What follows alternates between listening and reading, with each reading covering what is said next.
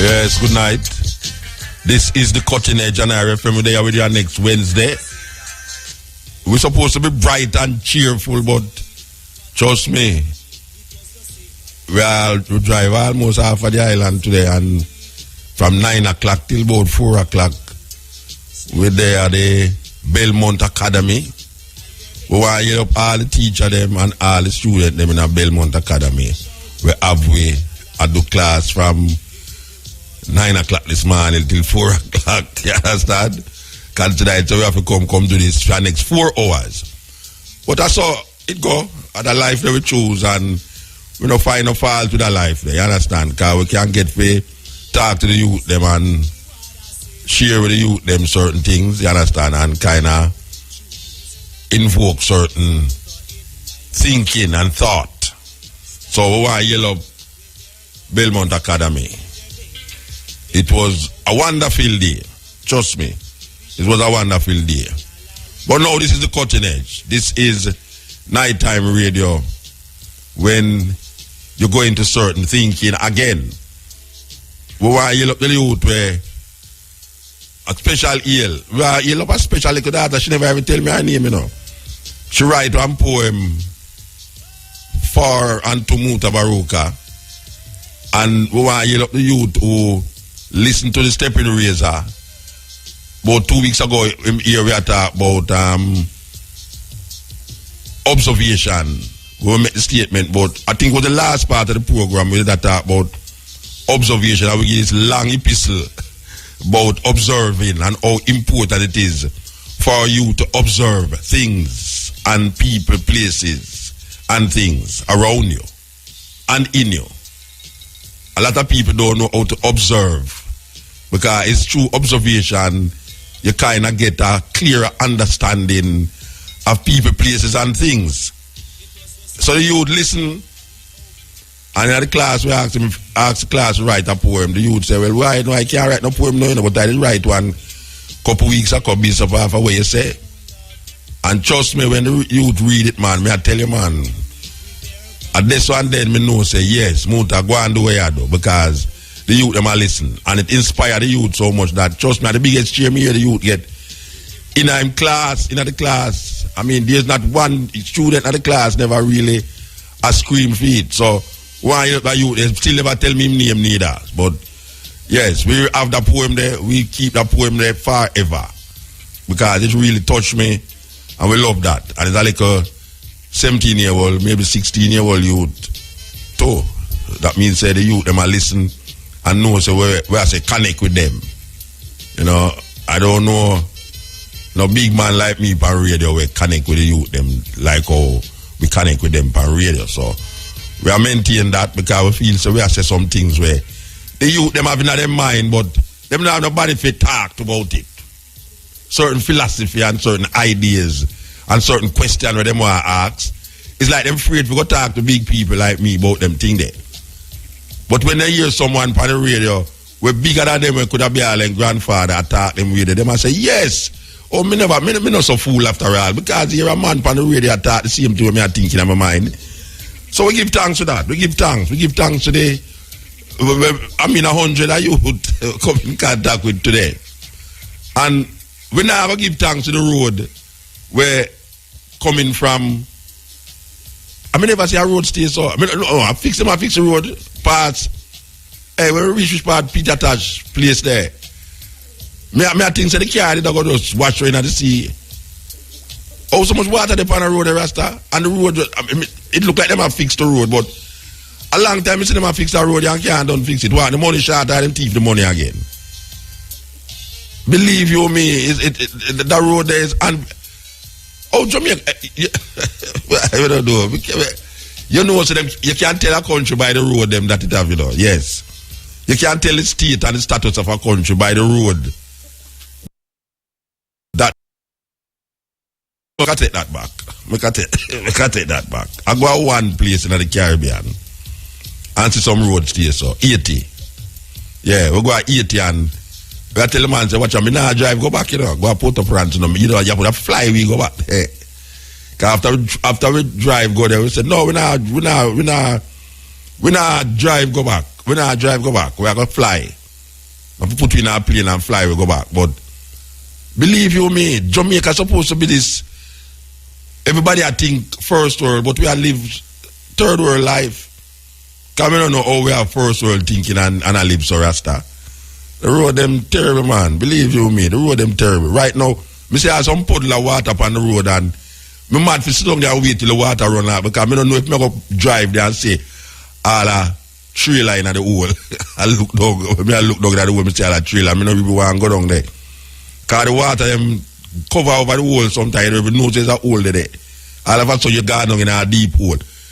The road them terrible. The road them terrible. Believe you me. It's a cry for everybody and it come like the people them who responsible for it can't do nothing about it. We don't know how we're going to fix them road there.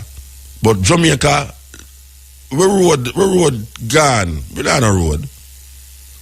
We have a little highway there, so give thanks to the little highway and give thanks to the road we have stretched from St. Anne's and go and Mobile. But me want to know how a smooth road in the middle of the road is a big hole. How that possible? That a man asphalt a road and the road smooth. And then rainfall, you see a big hole in the middle of the road, or up on the side of the road, you say, but wait. That's not supposed to happen, because the whole road supposed to pave the same way. I don't know them things that go rasta. And every year, the same hole, them a come back by you. To them, you see some hole stand up on some car, and as you reach the hole, just jump out in the middle of the road. I tell you, the hole is not easy, you know, rasta. And some serious hole, you know. The light hole them just catch pan all the light posts and just wait till you all pass and go to boom, right at the middle of the road, bloof, you drop in there. Cause you come down, you know, and you say, yeah, you know, say no hole. And you go so boom and press your gas. All of a sudden you see a hole just jump right in front of you. You say, wait, where the hole they come from? Because when you did that pass, you never see the hole there. It's a new hole. It's a Jamaica, man, full of different things. Anyway, it's a true way that talk so much today. We kind of know so we don't go talk long enough. So we set up a program where we not have to talk enough tonight. So we're going to warn you now. Believe you me. And we have to warn you about this program, you know. First of all, you see, if you have a little closet mind, if you have a mind where you're done in your thing already, you don't want nothing disturb your thing, I better you just do something else. You see, if you want to experience some other way of looking at things and knowledge that, new knowledge, as would I call it, there's new evidence and new knowledge that is abound, where we need to investigate. If you want to do that, this is your program.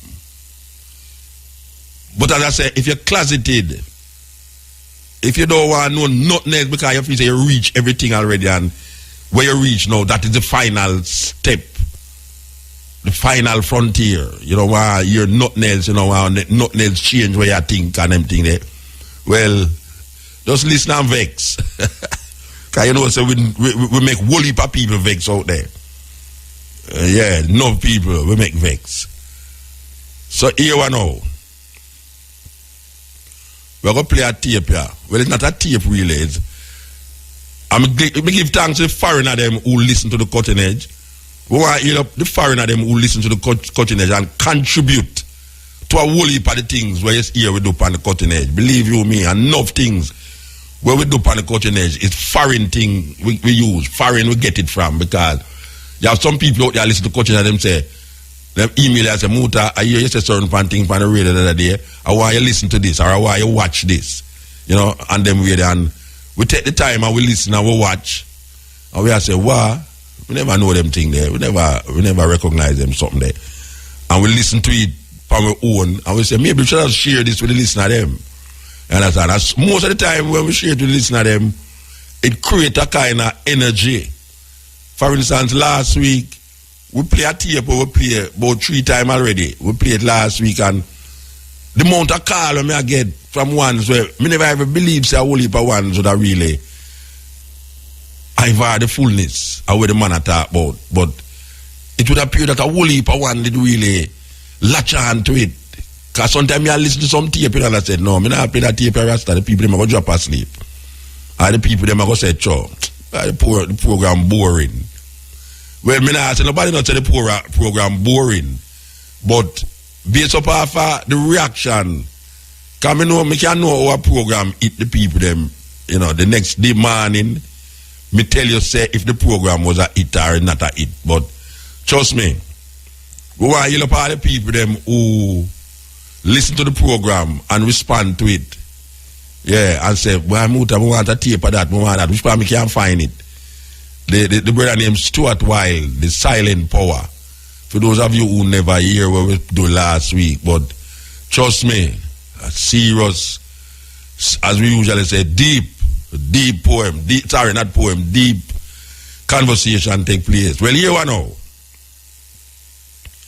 Tonight we're not going really not deeper, but even more, as we say, I could get whole heap of people vexed. We'll get whole heap of people vexed. And here we want to say, though, because we're going to play it the whole night, We're not cut it and play it the next week, We're going to play it the whole night tonight. But here we know. Couple weeks ago, we asked a question. And the question was, and for those of you who never hear the question, we're going to ask it again. And we're not going to ask the question again to try to get the answer. We're going to answer the question. We're going to answer the question. And the reason why we're going to answer the question is because we have been going around asking some people who know about the Bible, who is scholars of the Bible, who is preachers, pastors, theologian. And I must say that I have not gotten, as a matter of fact, I will heap of them say they will get back to me. Yeah. It's not easy, Hey, Buta, why you stay so Rasta? Say I will heap of them say they will get back to me. One famous theologian tell me, say, that don't make no difference. I say, yeah, it don't make no difference, but answer me.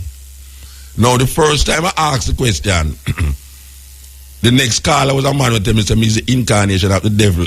And then me tell him, say, yeah, he's the incarnation, but answer the question. Now, the question was, if Moses wrote the first 5 books of the Bible, what the Jews call the Torah, why is it written in the third person? For those of you who know what first person, second. First person is I, second person is you, and third person is she, and him. Them way there. That's how them learn, you teach, they taught in school. So, no one writes a story about himself and his experience in the third person. That is English. We are working with that now. It is not intelligent, and it is not intellectually right language wise, and nobody does that. Nobody writes a story about themselves in the third person. You understand? Now, I have, as I said before, I've been asking round and people telling me all these things. I will get back to your motor. I'll go check it out and call you back. And one person tell me, say, no, it's 2 person. 2 person tell me, say, well, it's like you're saying we. But then again, we is not third person. We include the first person. If somebody say we are going to, it means he might include himself in it. We are. Meaning the person who is saying it plus others. So that is not a good answer, my dearly beloved pastors who choose to answer me that way. That's not a good answer that we is relating to. Because people can say we and mean them singular. Because royal people say we and them talking about the singular. But we still includes the first person. Understand? So like, even I speak that way, I say, you ask me write a poem name this and we write a poem name that.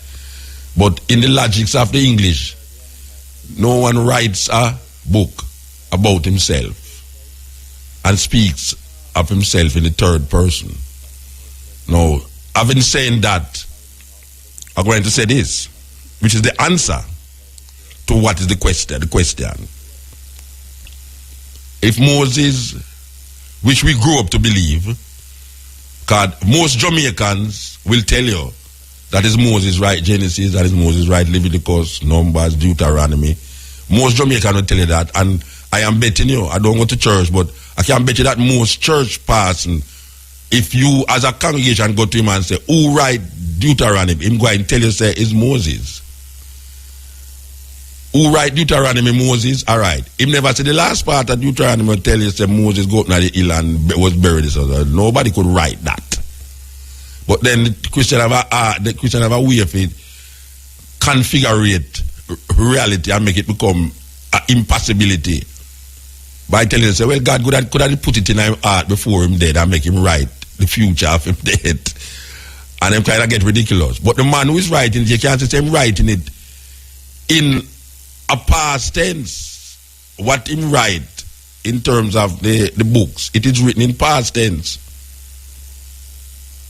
Yes, it never say him, the man who write it. Because reality, and our people might have missed it. There's nowhere in the Bible that tell you that it's Moses write it.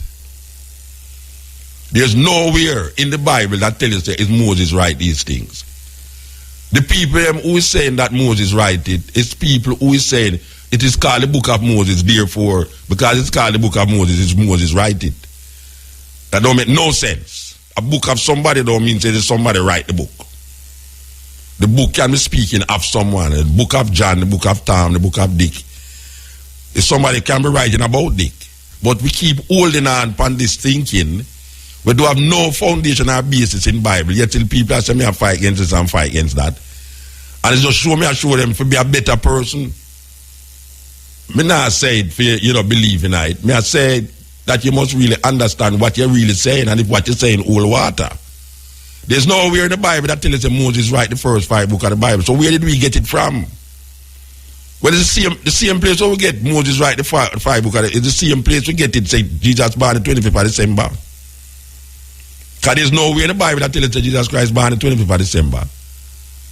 And I can mention whole heap more things that there's nowhere in the Bible you will see it. So how did we come to the conclusion that a lot of these things is Bible reasoning and it's not some guy said that to control your levels of consciousness? So the answer to the question is that there's nowhere in the Bible that Moses is said to have written anything in the Bible. And based upon how it is written from a person who lived maybe 100, 200, 300, 400, 500 years after and is writing about a man who them call Moses. It's just simple. It don't need no whole heap of figure out. The language itself show you say it's not the man who write it. The way it is written, you can see say is a man who write something about a man named Moses. It's not Moses himself who write it. So I don't know if you want to accept what I say, but so we get it, that's how we agree it, and figure it out for yourself. And if you want to have a conversation about it, you call me, whether half ear or an ear, and we have a conversation about it, whether he's a big person, whether he's a Christian, or whether he does not like Mutabaruka, because man has come up with them things that make people vex. Yeah, that's right. Well, I don't know if Muta get people things there, but I come up with things people vex. All man just come up with them things there, so. We come up with it because we are examining and we are observe. We is one who read the Bible.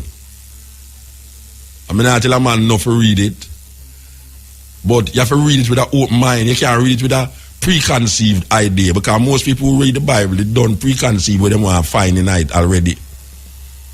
So when you read it, you find what you want to find in it. And sometimes a man can't say nothing.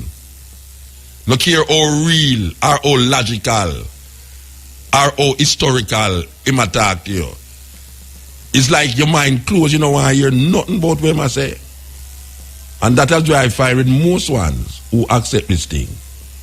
I listened to Ian Bourne program the other day, and I watch Ian Bourne program. He have this guy on the program where this guy on the program will show you how well him really start say him lay out all of the religion them. And him is a Christian, and him lay out all of the religion them. And him start with the religion, and him go even to atheists to show you say all of them are foolishness. The atheists are foolishness, the Hindu are foolishness, the Buddhists are foolishness, all of them are foolishness. And him will show you now why Christianity is the right thing. So I call my brethren and I say, my brethren, Mr. Bowen, you know, say a Buddhist would have never, a Buddhist monk or a Buddhist priest would have never sit down on a program for 1 hour and discredit every religion in the world except for him own. Because that is one thing Buddhists know to do. Them know how to appreciate and accept other people's idea. And who is you to come with a little new thing? And these things will come 500-600 years before your thing. Come tell everybody, say, for them things are foolishness. Oh, you say Hindu God, them have holy of God. You have polytheism, you have theism, you have monism. Monoism or whatsoever. All of the things them very intellectually attack and logical and everything there. You listen to him, you believe them right with everything where I say. And we have to get into where I say, to understand, say, really and truly is another dogmatic, arrogant, Christian-minded person who just feels say everything else wrong and female is the right thing. And I want to say you have some Rasta with stay so too. You have some Rasta with burn everything else and not to tell it why right now. Just Rastafari, nothing else. You can't come to him with no more argument. No go so Rasta. No go so. You can't be so arrogant. And we can't find ourselves in them arrogance there. No, we can't find. We can hear the man and say, yes. Oh, you're gone? Yes. We can't find ourselves in them arrogance there. And I listen to this brother and I say, no, Rasta, believe you me. The man go to atheism and he must show you why the atheists them are idiot based up of a scientific rationale. He must show you about monotheism. He must say he is a monotheist. He must show you about polytheism. He must show you all the theism them when we can find. And then he show you about Hinduism and he show that can't work. He show you Buddhism and he say that can't work neither. But then we're going to show you Christianity. And him say, well, this is all we're going to show you. Said this is the only thing. Not go so in life. Not go so in life. You can have 7 million people on the earth and it's only one thing can lead you to salvation. If there's such thing as salvation. No way, no guy or girl can get me if you appreciate and accept, say, the only thing right is the path where I take. After you look on so many leaves, that you see says one tree and so many rivers, you realize it's just one sea. And so many races, and you find say the whole of we are human being. We are say, how is it possible that this universe can sustain only one idea and concept of what the universe is all about? Think about it. Because it don't make no sense. If I hold on upon something and say something where I hold on upon everything else wrong, and my thing is the only right thing. I refuse to give credence to that idea. Yes. Yes, talk. But stop it to the radio now, man. You see it now. Alright, you know something I didn't work all that way. They believe you me. Alright. This is the cutting edge. On RFM. Alright. Why we set up that reasoning is to tell you about this reasoning. 2 programs that do we read on the other program. We read some news And one of the news them was talking about this theologian in England who has now declared that him have empirical evidence that the man who we call Jesus Christ was concocted by Roman aristocrats. All right, you see, I'm going to do it again. Yes. Yeah, man, that's not respect, yeah. Blessed. Yeah, man, so what I go and I love the program and the hard work the man have put in here and even the others them out in the wider populace of the world, you know? Yeah, man, give thanks. Yeah, man, so this religion argument there, it's like my Luba a short there, see if I know the small on you know? You know, me just come from down the door. You know, Godfather, a long time I see there, but a good way I've not talked there. And, you know, me just come from down there. We did there one place named Belmont Academy. Okay. Out of the school there. Me and Amina mix Blackwood, Yasso Safari. I mean, no, man. No, it's a school thing. It's a school thing. It's a school thing. You never get in. It's a school thing. It's a school thing. Yeah, it's a school thing. thing. Godfather, me I said it's religion thing. Where the Godfather come from? Yeah, where's it now? Well, yeah, Muta. No, go on talk, man. Go on talk. Muta. Yeah, man, it's religion thing now. It's like when the sense of religion come in our thing now. Black people take on to a mental slavery, you know. Yeah, man, because we change to this religion negative conception that the Bible world say is the only way, and if we hold on upon it until the end, then we are go better. It not gonna work. Salvation not come from and come from within. Yeah, that me I say too. Yeah, and the word religion, I get a research on it while reading a book, and it's like it's a priest write the book, and the man said the word religo. It's a Latin word where they bring this religion. Because the English people them have a way to build them language. Of course. Yeah, so them add the end to the religo and get religion. Religo in a Latin meaning returning to your common origin. You see how we black people say we want repatriation. Yeah, that should have been our religion. The Rastafari people them keep returning to the natural way of life. Yeah. That is religion, man. That is a natural religion on the earth, isn't it? Yeah. So it's like nation against nation, and then just build them Islam against this one, and then a Jew against this a Christian, and you know. Yeah. So it's like a kind of. It's a war for your soul. It's a cycle. Them have a try wall up a thing when I work. Yes, yeah. Yeah, but man, we have to decide fight still. Yeah, but it's religion to I and I, where the Christian them approach it, is a spiritual acceptance of the whole being, you know. The whole being mean everything in our earth, you know. But the Christian don't accept everything in our earth. They only accept what the Bible says. Yeah. And that is. But some of them don't even know where the Bible says either. Yeah, because enough people now go look at her. Because I will call you to ask for this thing. In the Psalms, them say Psalms 119, you have some various stanzas, like where you have Aleph, you have Bet, you know, you have some words at above what the English word I say. But those words are not English. But no Christian, they never can tell you what those words are. Yeah. They never can tell you. And the preacher man now in the church preach. Him not preach and in the Bible now him go skip and read really in a Revelation. I say, alright then. And the Lord said 144,000 people go and take up in a heaven. You know they not preach about that. But that no contradict the entire Bible say, but then what's my million people left on earth and 144,000? No, we must have 12,000 for each tribe. Them something that's stupid, man. And the people them hang on upon this mental slavery. I don't think I know I'm not to look to Bob Marley, because this is a real issue, you know, daddy. Because if you hold on upon something and there's no proof. Evidence feed. Yeah, say yes. Still hold on upon it. Like when you hold on upon a seed that is a proof and you plant it, you know.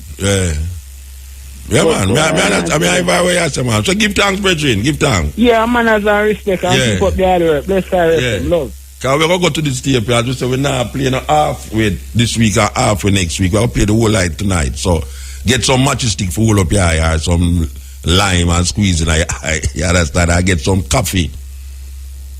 Get some coffee and drink it, or some a group of one and sit down and listen. Get some herbs, some good ganja. Not the one where make you drowsy and want nothing else. The good herbs, because right now you have some dirty ganja about the place and now where it have a poison or woolly per man. You know the licky man, them will love smoke anything. But for the ganja they want it to smoke. Trust me, Babylon has set food now. You think I joke me I make? Babylon has set food, you know. Because the poison food where you buy at Kentucky, I go poison people. And when we say poison, we are talking about we cause obesity and all these things, these fast food restaurants, you know. You have poison in other things, even at the ear. You know what I'm saying? The amount of poison in the ear right now is equivalent to the amount of poison where people are inhaling a cigarette. Just check that. Check that. The ear is so contaminated that them is likening it to cigarette smoke. Even when you don't have no cigarette smoke. And that's how it reach now. So you see, say, somehow we are killed with self or are quick with death 3-4 times faster than when it's supposed to happen. Because you have a man now, he might inhale the ear, and he not only inhale the ear, but he must smoke a cigarette. And then he not only smoke a cigarette, but he might eat some food where, I mean, it's it's a triple whopper I might get, triple lick. Believe you me. I know them all that say, make your medicine be your food and food be your medicine. Some people just want medicine continuously because them don't know when name food. And that them old we down with you now. We get old down, enough years we get old down, but we don't want to hear certain things. Because first of all, a man will listen to me and I'm going to say, well, Muta fight against Christian, you know, so I listen to him and say, none at all. So, even if I tell him to don't smoke no cigarette, he might say, well, I listen to them man there. You understand? And you say, you know, listen to them man there now, and then something fly past you. 5 years down the line, you hear, say, but wait, I don't hear how you that boy, they say that thing there one time. What me see it at the paper now? Yeah, and it's true. Well, if things always start coming in a newspaper. Well, if things your Rasta used to say start coming in a newspaper now, big and bold, big headline. You think I joke me and make? Check the newspaper them since the year start. Check the newspaper them since the year start and see if, even though them not mention Rasta as such, but a whole heap of things where we are say. You see them big in a headline now. Yeah. Since the year start, may I notice it. So, we are continuing the journey. As I said today, he will strengthen me. Because sometimes you go strengthen people and people strengthen you. So you feed off of the strength. And me feed off of the strength of the youth. So even though me could have been all them mother, father, most of them youth there, me could have been them mother, father. Them youth there are listen keenly and collectively and intelligently. And them know where to sieve out and when not to sieve out. Don't see them don't know where to sieve out, you know. Them know where to sieve out. But it's the one now who I say, that boy they are idiot, you don't listen to him. You know, see, the youth now think that. The youth now say I'm an idiot. The youth say, but wait. Him sound same like how me I think. Yeah, man, me have that as evidence today for sure, say. Yeah, you have a whole heap of youth out there say, that man there sound same like how me think, you know. But guess what now? Him couldn't say it to nobody because people are going to turn around and say, where you get them foolishness from? And it's not like say him hear me with the foolishness. It's like him hear me with the foolishness after him done that thing, the foolishness. It's just that now me give more impetus to go check out the foolishness we have in our mind. And the more him go check it out, the more realize him is not foolish. And the person who has sent the message is not a foolish person either. It's a serious thing. It's a serious thing. So how can we depend on the rate of 20 odd years? How we depend on the rate of 20 odd years? Something wrong. And we not create tell the youth them if you go take up gun or if you go wine them body and go near anything with them want near and smoke cigarette and this and that and drink liquor and go have fun down and niggle and all them things. We not tell the youth them that. We are show the youth them philosophy. We are show the youth them psychology. We are show the youth them how to read. We are show the youth them think, observe. That we are sure. You know, this don't want somebody on radio we can just not only just play music, but wine. Then I get it now. Now look how much people on the radio now show the youth them certain things. We did the 20 odd years I do it. When we start do it, nobody never do it. You know, see it. A madman. But everybody I try make them programs sound away, you know, like them educate the people them.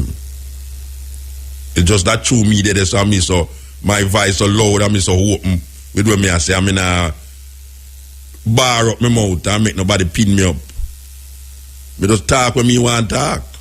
And you know if you go investigate and find out if what me I say make any sense. And guess what? The youth them a go out, they go find out to see if me I make sense or not. Cutting edge. Stop listening to the radio, man. Actually, move on from it. I don't understand. Wait there.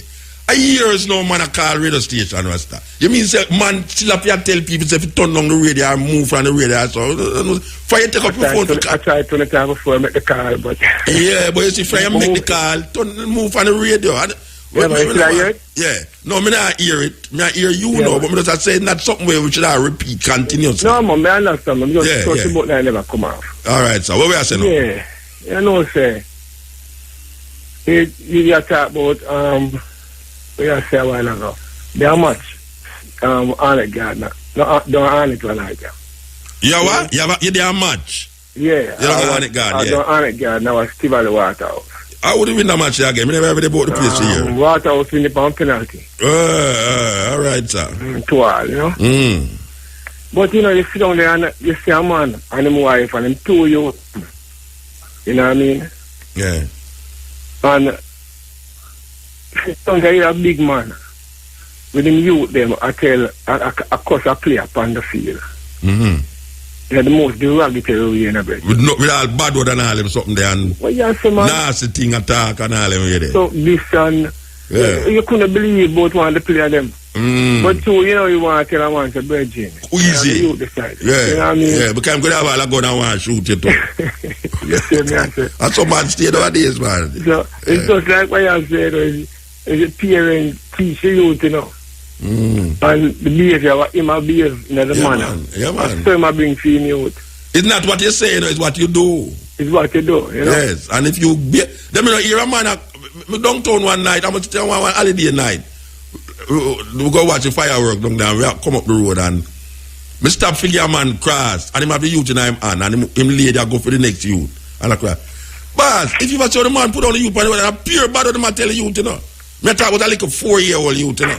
Yeah, man, and them age of the youth was, and then the mother joined the conversation. Same thing, the mother go out and the daughter beside her. Yeah, make me not understand them parents, the rest of. So, I say to the people who go much, like, because I hear more side with the Arnett youth, the Tivoli youth, the water out. Yeah, garrison people, yeah, don't say garrison people, and garrison people go on them with them. They need to be a little better and them go to give them. Yes, not only in this, so anywhere them go. Anywhere at all, you know, but you more true, we go I'll give much, yeah.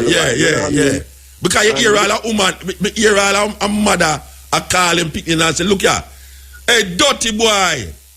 You know, say, you go on like your papa. Call him that, hey, big. Yes. Him say, him go on like, you hear some woman talk about them picking and talk to them picking and rather that you say, no, this not right, this can't go so. You know, but you see, we must make a comment on the issue. Samsung and both them give some youth some ball primary school and the prep school them combine the football together now, like a youthful football game with them join both the primary and the prep together. You know, it's a good move because with the football now, we borrow a pickman from England. It can't work. It might be the thing from the house. Top I come down. It have to build from the foundation up. Go up, yeah. You know. So well, we have a little while to figure out them life and all them for what? You know. Yet. We have a little while to figure out them life because. Yeah, man. But give thanks to the program. So we may ask you a question. You think them are gonna find? Wait there. You think them are gonna find any? Me ask you think them are gonna find any youth in a Jamaica between now and the time when The next World Cup. I thought that World Cup will come up the next one. You think they're going to find man, youth? you there, man. It's just that the JFF have to stop.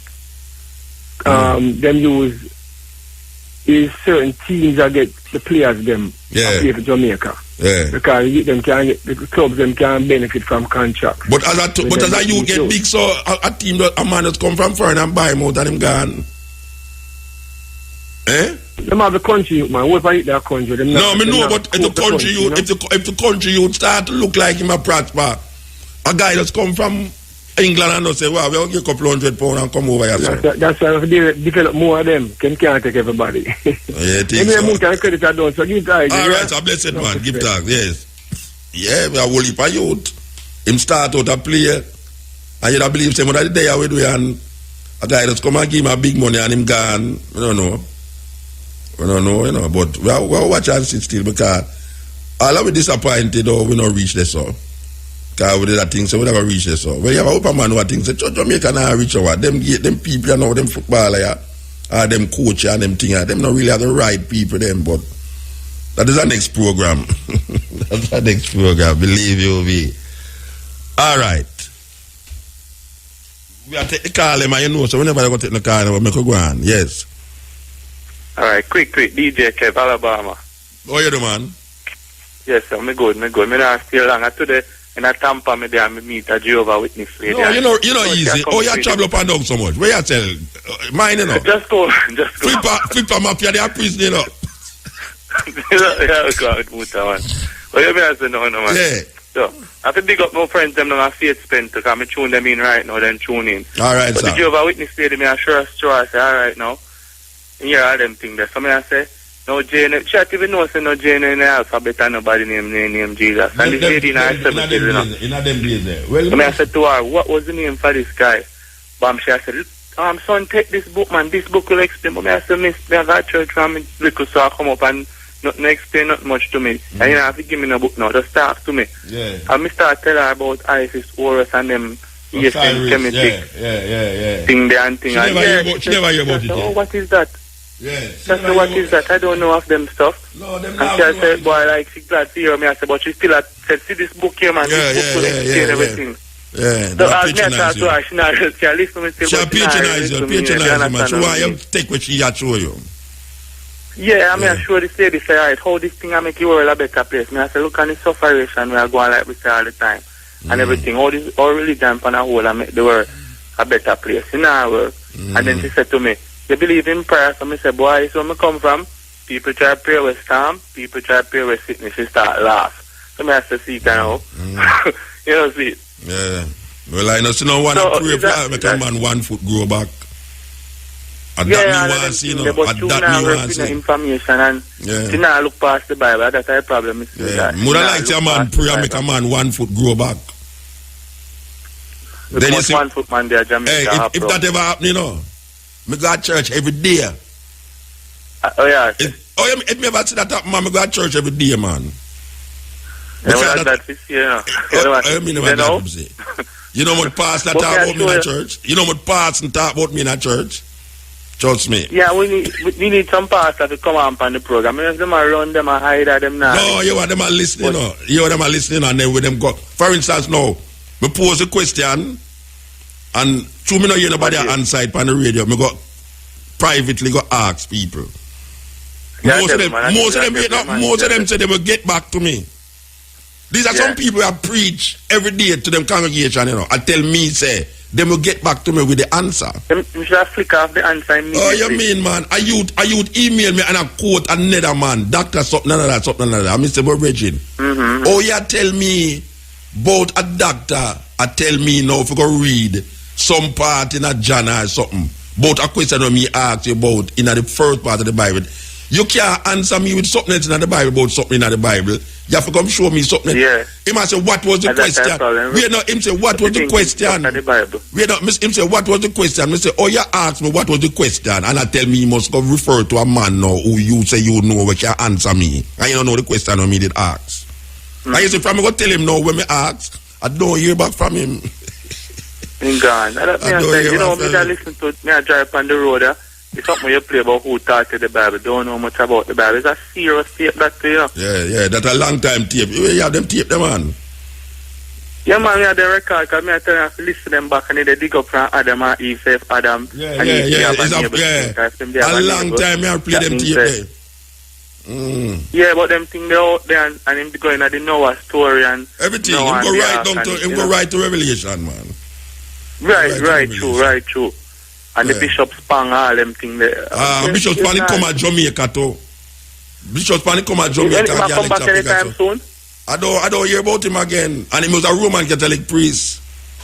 And I said them something. Yeah, and then when I hear him talk, I go look for some of him book them, you know. I said, this Roman Catholic priest are not easy. And I go look for some. I go look for some Bishop Spang book them. And I said, that man, him not easy at all. He's the man that says a Roman Catholic priest. So I don't know. Anyway, give thanks, Bridget. Examine it. Yeah, give thanks, yeah. We just said it tomorrow. Yeah, I'm my favorite, you know what I'm saying? Nothing. My favorite. No, I'm saying. You know what I'm saying? My favorite operator in the studio, yeah. Anytime she may talk about certain things, she run, come in all the while, you know. Sometimes she out there asleep, you know. And now take the car, and make the people them cuss me, you know. But when she hears certain reasons, you know, trust me, you get too fat, do you know? Don't you look like you get too fat? Too much pork, man. I mean, you shake up your head about and a pork. You eat too much pork, man. You start look like the pork now. You start look like the pork. What's it? Though, but I come in and go honk, you know. You know why you come in and go honk, you know. Me like how you look before you start eating. Me like how you look when you go to church every Sunday. As me look by you know, me know you start go to church, you know.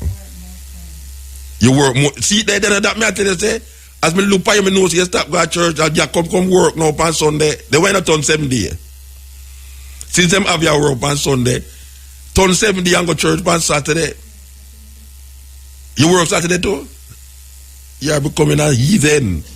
You are becoming a heathen. You make them move in from the word of God.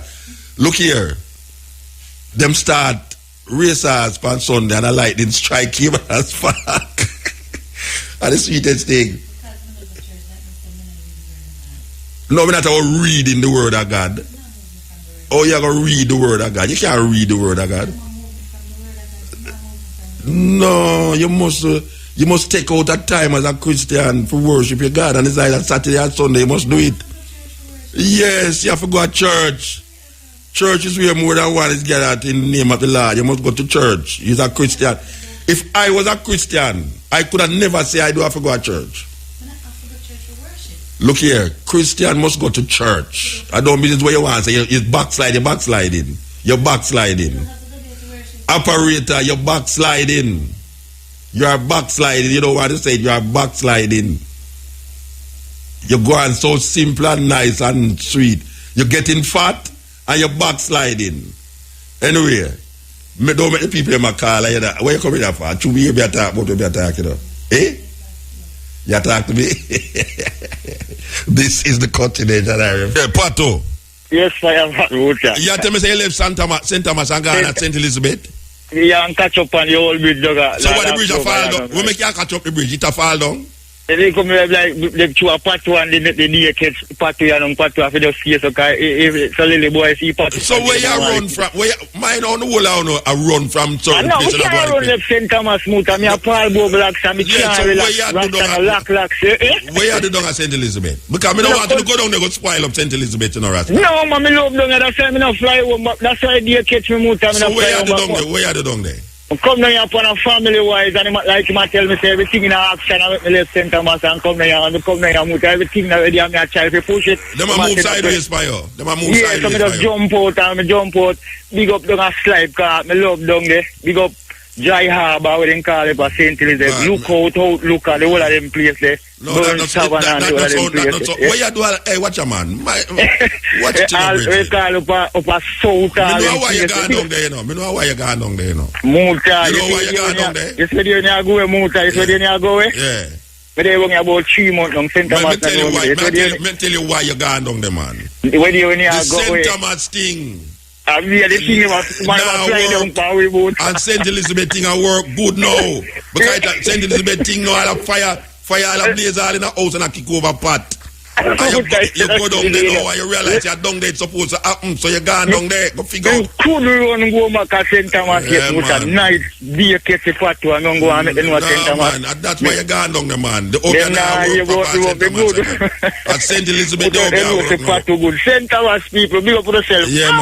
I run left St. Thomas, man. Believe you me, run left St. Thomas, gone at St. Elizabeth. Can't hear certain thing I go on at St. Elizabeth. You think say them St. Thomas people easy, especially him when he in Pato. Oh, him gone at St. Elizabeth so long. And without him there a whole up post, whole up bridge. All right. Anyway. All right, we're not entertaining no more, Carl. We are going to go to the art of the matter we that talk about. Yes. All right, now. A couple weeks ago, we did read a news about a man named Joseph Hartwell. Joseph Hartwell. And this man said he's going to present some evidence and documents to the government of Britain to show that the man who people call Jesus Christ was concocted by a Roman aristocrat family. Now, we have some papers long time where we did show people certain things, but nobody not really want take we serious. Because them I said, Joe, I love fight against them things there. So he must say them things there and find out them things there. Because some people feel say me go deliberately if we go find out them things there and enough. Deliberate me go, you know. I just people hear me attack certain things and send me certain information. And when we go inquire about information, we realize say, but rated. Look what this minister say and now if somebody come send me thing. Now a man hear me read this news. Because it's not only my program it come on. We see panel television where them did read the same news too. And right away, me open my email last week, me say a man send me a documentary. And him say, Muta, watch this documentary. And I sit down and watch the documentary and I say, no, you know something now. I have to go play this documentary upon the cutting edge, you know. I want people hear it. That's why I say no. This is a documentary. You have to have an open mind to listen to it. A real open mind. If you're closeted, you're going to throw away everything in it and say it's foolishness. But you say if you're open-minded, you will realize you need to check some things. You need to check some things.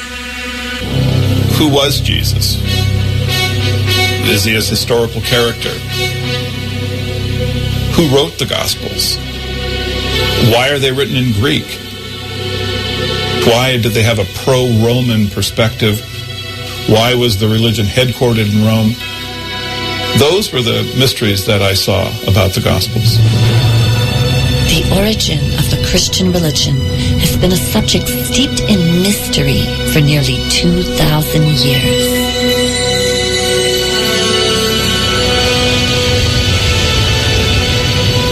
Joseph Atwell is one of a number of scholars today from all around the world who are questioning the historic facts behind these ancient mysteries. When examining the actual history of this era, many of the answers provided by the Church and Christian scholars do not hold up to rigorous scrutiny. This is really important for our culture, to understand where Christianity came from. No doubt Christians have done a lot of good for the world. But then there are other Christians, often the most dogmatic, who create wars, hatred, and other harm under the disguise of religion. In studying how Christianity emerged, many of our scholars agree that it was used as a political tool to control the masses of the day, and it is still being used this way today. The problem is that Christianity has been used as a tool by government that uses the goodness in people against them. For example, support for the wars in the Middle East has been preached to evangelical Christians as a way to speed up the end of days. This is just one example of the way that propaganda is used to control and manipulate the populace. Actually, according to my study of the ancient texts, the second coming of the Christ has already occurred. Maybe we need to expand the possible answers about how Christianity originated, and deeper questions need to be asked. Maybe we need to examine what political motives were behind the formation of the Christian religion. I think it's a requirement of alert citizens to know how the Gospels were written, why they were written, who produced them, what was the purpose and back of all this. This is good citizenry. Everyone should be involved in this. Today, we live on the brink of an immense paradigm shift, and this modern time is very parallel to the era in which Christianity emerged. Studying this ancient era can give us the perspective needed for coming up with solutions to today's problems and for helping create the better world that we envision.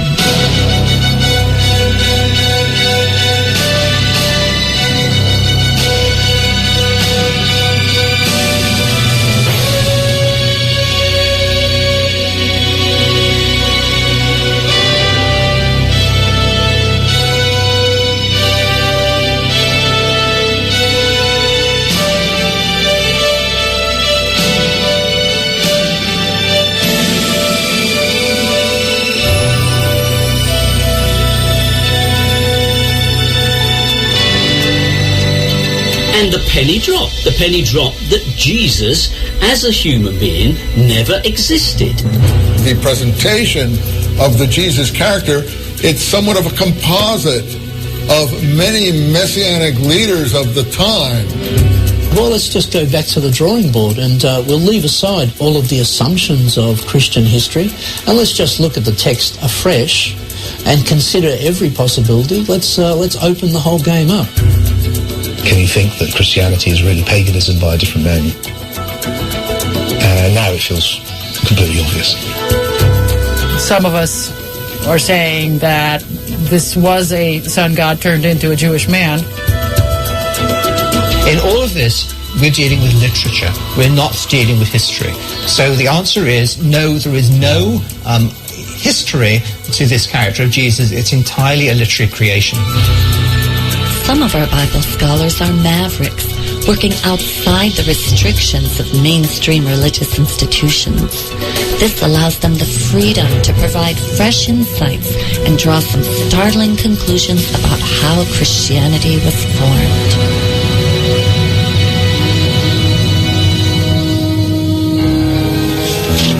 I began reading a number of books on the subject. This turned into a decade-long research. For Joseph Atwill, the key was in the Dead Sea Scrolls, the only Jewish literature ever discovered from the 1st century AD or CE, the time that Jesus would have been preaching among the Jews. The characters in the Dead Sea Scrolls were militaristic, and you could see that this movement wanted to push the foreigners out of Israel. They were fundamentalists, whereas the characters in the Gospel are different. They are pacifistic. They are turning the other cheek. They're giving to Caesar what is Caesar's. How did a movement like Christianity come to exist in a region that was occupied by Roman soldiers and had Jewish zealots within it that were going to push these Romans out? How was that possible? I began studying the other two major works of the era, the New Testament and Wars of the Jews by Josephus, a Roman court historian who described the war between the Romans and the Jews in the 1st century. While reading these works side by side, I noticed an amazing connection between them. Certain events from the ministry of Jesus seemed to closely parallel episodes from the military campaign of Roman Caesar Titus Flavius, a campaign which took place 40 years after Jesus supposedly lived. My efforts to understand these connections led me to an incredible discovery. Christianity had been invented by a little-known family of Roman Caesars, the Flavians. And they left us documents to prove it. The Flavians are not a household name, and yet it's the Flavians who completely reshaped the Roman Empire. In Rome, of course, there's the Colosseum, which is understood to be the best-known monument of the ancient Roman Empire, perhaps. The Colosseum is, in fact, a Flavian construction produced during the Flavian period. It's under the Flavians that both Rabbinic Judaism and Christianity take shape. Why would the Flavians be interested in creating religions? Much like today, their era was marked by political power struggles, a bankrupt economy, religious conflicts, and endless wars. In the midst of this turmoil, the Flavians seized control of the Roman Empire and ushered in an immense paradigm shift.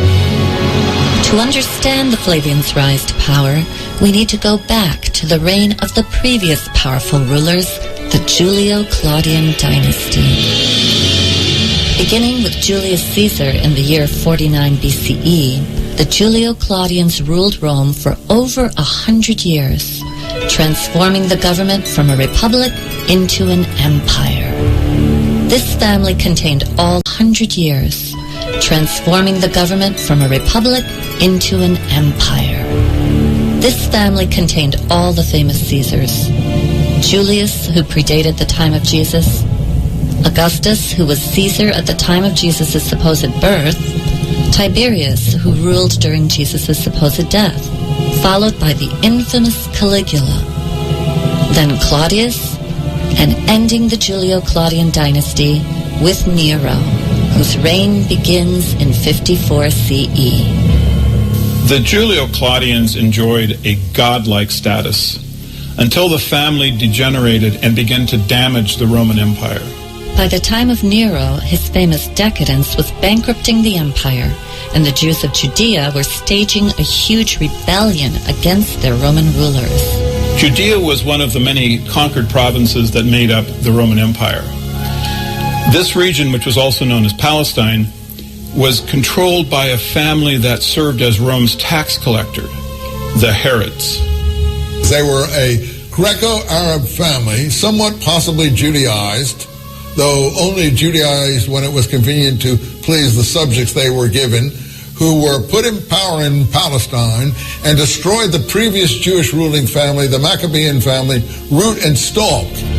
Besides being heavily taxed and ruled by a non-Jewish family put in power by Rome, the Jews were further inflamed by the requirement that a statue of the Caesar be placed for worship in every temple throughout the empire. In the Roman Empire, you could pretty much have any god you want, but legally you had to submit to the emperor as a god as well. You had to at least acknowledge that the Roman leader was also a divine figure. But the Jews would not have any of it. It's fundamental to Jewish belief that you shall make no graven images. It's one of the commandments given at Sinai by God. So the Jews never made representations of God. The Jews had a very different type of religion. They had a religion which was much more focused on the book and less focused upon cultic statues. This presented a real problem for the Romans. They tried to install statues of Caesar, but the Jews weren't going to buy that at all. In fact, it aggravated them. It enraged them. And the Romans really, I think, didn't understand this. It's not statues, it's books. And those books contained what are known as the Jewish Messianic prophecies. The thing that most moved the Jews' revolt against Rome was an obscure prophecy from among their writings that a world ruler would come out of Palestine. Holy books inspired the Jews to expect a redeemer who would redeem Israel, rescue Israel, restore Israel to power and leadership in the world. The Messiah that the literature described was a warrior. The Messiahs would have claimed the same attributes that David did. David could overcome any army because God gave him the power to do it. If you had the power of God, you could easily defeat the Roman army. The people rebelled against Rome and were led by a messianic movement that had a series of messiahs that had come forward to fight against the Roman Empire. The Hebrew word Messiah is translated into Greek as Christos, or Christ, so the title of Christ can describe any of the numerous messiahs of this movement. Yes, the word Christ or Christians can refer to the Palestine Messianic movement, but it's a later term. It's a later reformulation of the Messianic movement in Palestine. This movement rebels against Rome in 66 and is successful. It actually defeats them militarily, so it must have been a huge movement. The victorious Jews set up a nation state directly in the Roman Empire. And the Romans had to do something about it. There was a real danger that this Messianic movement could not only boil over in Judea itself, but could spread to other Jewish communities in other parts of the Roman Empire. Rome ruled its colonies with a rod of iron, and any resistance was going to be met with brute force. At this time during Nero's reign, two of the finest military men in the empire were the Flavians, Vespasian and his son Titus. Vespasian and Titus were military men. They spent a great deal of their life outside of Rome. For over a decade, they had waged war against the Druids in Brittany and Gaul. Vespasian and Titus were successful in essentially destroying the Druids. They left behind no historical record of their existence. And it's the Flavians that Nero calls upon when he needs to suppress the Jews' rebellion in Judea. Nero responded by asking his best general, Vespasian, and his son Titus to go into Judea with a huge army, 60,000, 70,000 troops, and a similar number of support individuals. So they meant business. The Romans came down to crush the rebellion. In the year 66 CE, the Flavians begin their military campaign against the Jews. They start further north in Galilee, where the first of three key events takes place. They destroy the Jewish towns of Galilee. I am very excited about this documentary. Given that if somebody sent me it after listening to my program and hearing that we mention a man named Joseph Atwill. Yes, Joseph Atwill. And listening to it, even the little piece we play already, you can hear the inner workings of the Roman Empire and how the Roman Empire politically structured and is able or was able to influence the world religiously. Up to today, because most of these denominations stem from the doctrine of the Roman Catholic Church. Well, people don't want to accept that, but the Roman Catholic Church is the grandfather of all of the denomination them. And it's very interesting to hear how the man connect the dots them in relationship to the emperors and how the Romans, the Jews was fighting a serious fight against Roman domination. And in order for that fight to cease, they had to find a way to pacify the zealous Jews. And I'm going to continue and show you what them do to pacify these zealous Jews. They also capture a Jewish rebel who later becomes a critical figure in the formulation of Christianity. This is where they captured one of the leaders of the rebellion, a Jew named Josephus Bar Matthias. Now, Josephus presented himself to the Flavians as a prophet. He survived. He survived apparently by telling Vespasian that the prophecies of the Jews pointed out that Vespasian would become emperor. And of course he did, so Vespasian quite liked Josephus. He used him as a translator in his entourage. He used him to appeal to the rebels to surrender. At this point, Josephus became a turncoat and worked with the Flavians against the rebellion. Meanwhile, chaos is increasing back in Rome, where Nero's rule is being threatened. In the year 68, the Senate found the courage to depose Nero, and he committed suicide. Now, in that circumstance, Vespasian was a prime candidate to become emperor. In the middle of this war, Vespasian returned to Rome and seized the throne. The Flavians then became the imperial family. With Vespasian becoming the new Caesar in Rome, Titus stays behind on the battlefield and sets his sights on Jerusalem, where the other two key events take place. Titus encircles Jerusalem with a wall, and finally he razes the temple, leaving not one stone atop another. It took a while. They eventually had to bring on starvation by building a wall, a barricade entirely enveloping the city. What happens, of course, is the temple in 70 is completely destroyed. For the Jews, it was the ultimate calamity because, of course, this was the house of their God, and it was destroyed by the Romans quite thoroughly. Titus, of course, was the victor of this great siege. Titus carried the spoils of this captured city back to Rome for his triumph. He took the treasures of the temple, their famous 7-branch candlestick, but you can see it on the Arch of Titus in Rome. It celebrates that tremendous victory of Rome again triumphant, and Titus, of course, is the hero of the day.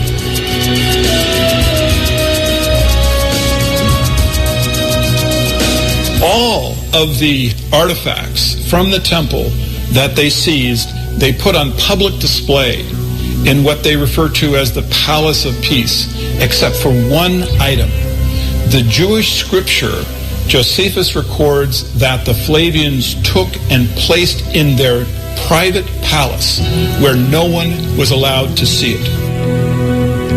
Although Titus Flavius successfully ended the rebellion in Judea, another rebellion soon broke out in Alexandria, Egypt. The Flavians were clear that this was not the end of the Jewish Messianic movement.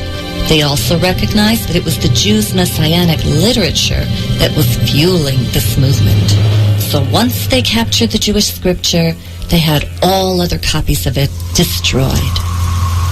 And that's why the Dead Sea Scrolls had to have been buried in a cave, because that was the only way they could be safe from the Roman destruction. There was not a single scrap of literature found from the Messianic movement until the scrolls were discovered. That's why they're such a treasure, because they're the only real voice of the Messianic movement that we have. And the real voice of the Jews' Messianic movement, according to our scholars, was violent and militaristic, not the pacifistic version depicted in the Gospels. War against Rome was a Messianic war.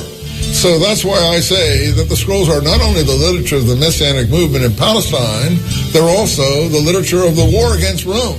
The Romans needed to subdue the Jews' religion, so they set about influencing it and changing it. They realize they can't destroy the Jewish religion altogether. That's not their objective. They realize they're sensible enough to realize that they can't do that. So what you have to do is try to create a type of Judaism that is benign. And it's exactly coinciding with the rise of the Flavian dynasty is the arrival of two benign forms of Jewish ideology. It's during this period that a new literature enters history, which describes a peace-loving, turn-the-other-cheek preaching Jewish Messiah named Jesus Christ. But if the Flavians wrote the Gospels, how could a Roman family know how to write Jewish literature that refers to Jewish prophecy? The answer lies in the Flavians' collaborations with a number of Jewish intellectuals, beginning with their own court historian, Josephus. Josephus arrives back in Rome with Titus. He becomes an adopted member of the Flavian family. An amazing turn of events for the Jewish turncoat. He becomes Flavius Josephus. Josephus at this time begins writing the history of the war. And he records that Titus gave him the Jewish scripture. Josephus's histories have always been associated with the origins of Christianity. Time and again you can find parallels between what Josephus writes and what turns up in the Gospels. It's a powerful evidence of their true origin. In reading the works of Josephus side by side with the Gospels, Scholars have noticed parallels between the two works. It appears as though the history of Josephus records events that fulfill the prophecies of the Old and New Testaments. Early Christians understood this connection.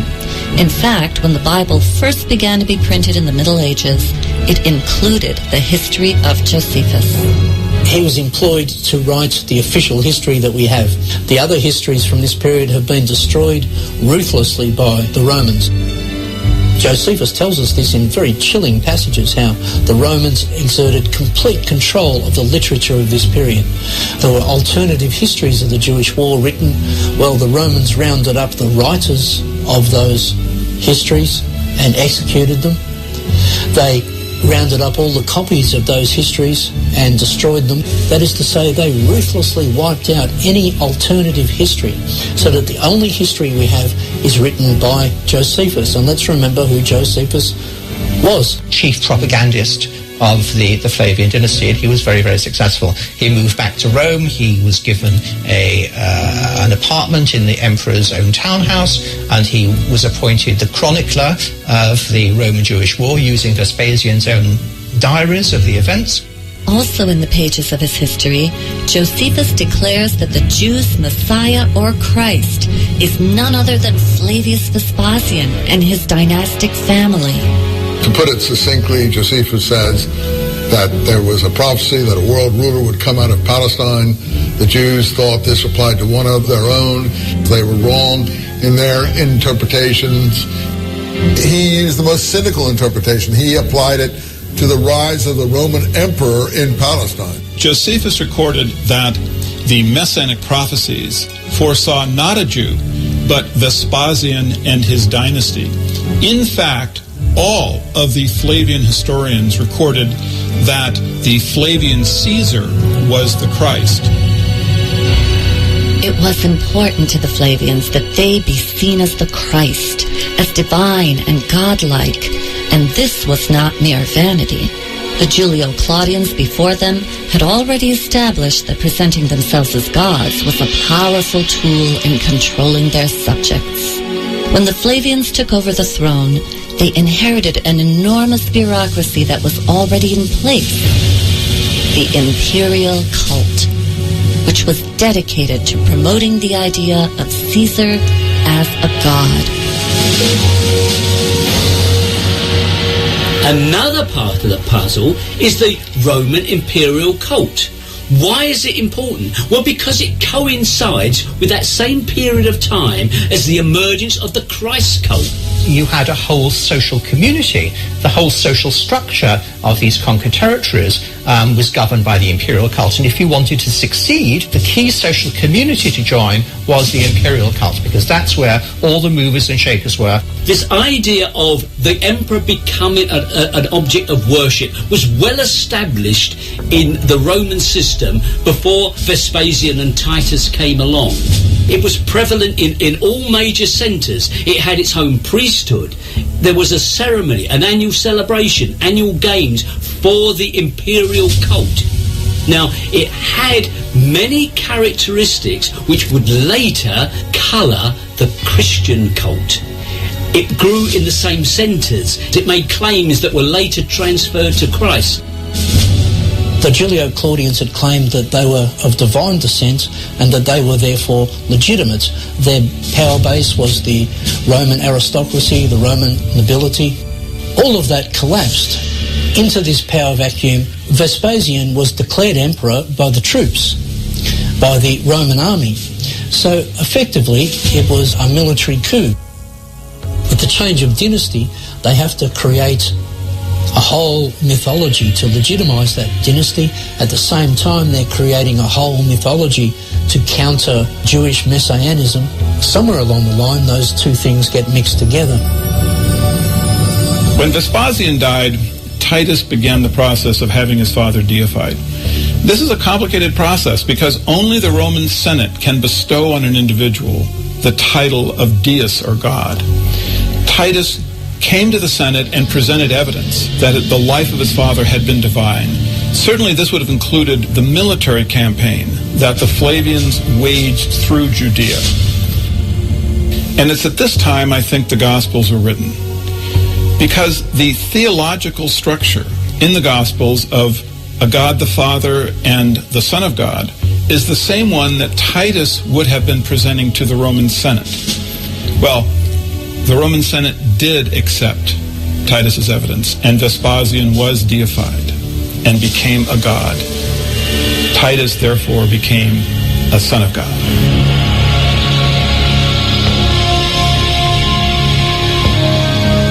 The Arch of Titus that still stands in modern Rome today is inscribed with a dedication to the divine Titus, son of the divine Vespasian, or son of a god.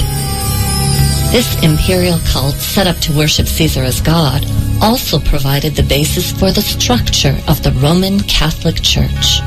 Now, the rituals, paraphernalia and symbols of paganism were transferred wholesale to the Christian church. The most obvious and clear example is where the title of the pagan chief priest of Rome, the Pontifex Maximus, became the title of the Pope, the Christian Pope. If you look at who held the original bishop positions in the Catholic Church in those early times, you will see that they are members of the same pagan aristocracy. They simply changed their clothing a little bit. They wore the same garments, but they wore slightly different headdresses. They had become from being a priest of a pagan cult to being a priest of Rome. Where the Vatican now stands, there was once a pagan temple which celebrated the mysteries of a dying and resurrecting God-man who wasn't Jesus. There are many churches in Rome, I've been to a few, where you go above into the church and there is Jesus, and you go underneath and there's a little sanctuary of Mithras, and it's basically the same figure. So the Roman plot to invent Christianity is just so clever when you think about it. Through the Pope, who is God's representative on earth, they no longer needed expensive standing armies, wars, and punishment of disobedient peasants. They could, through religion, rule their subjects.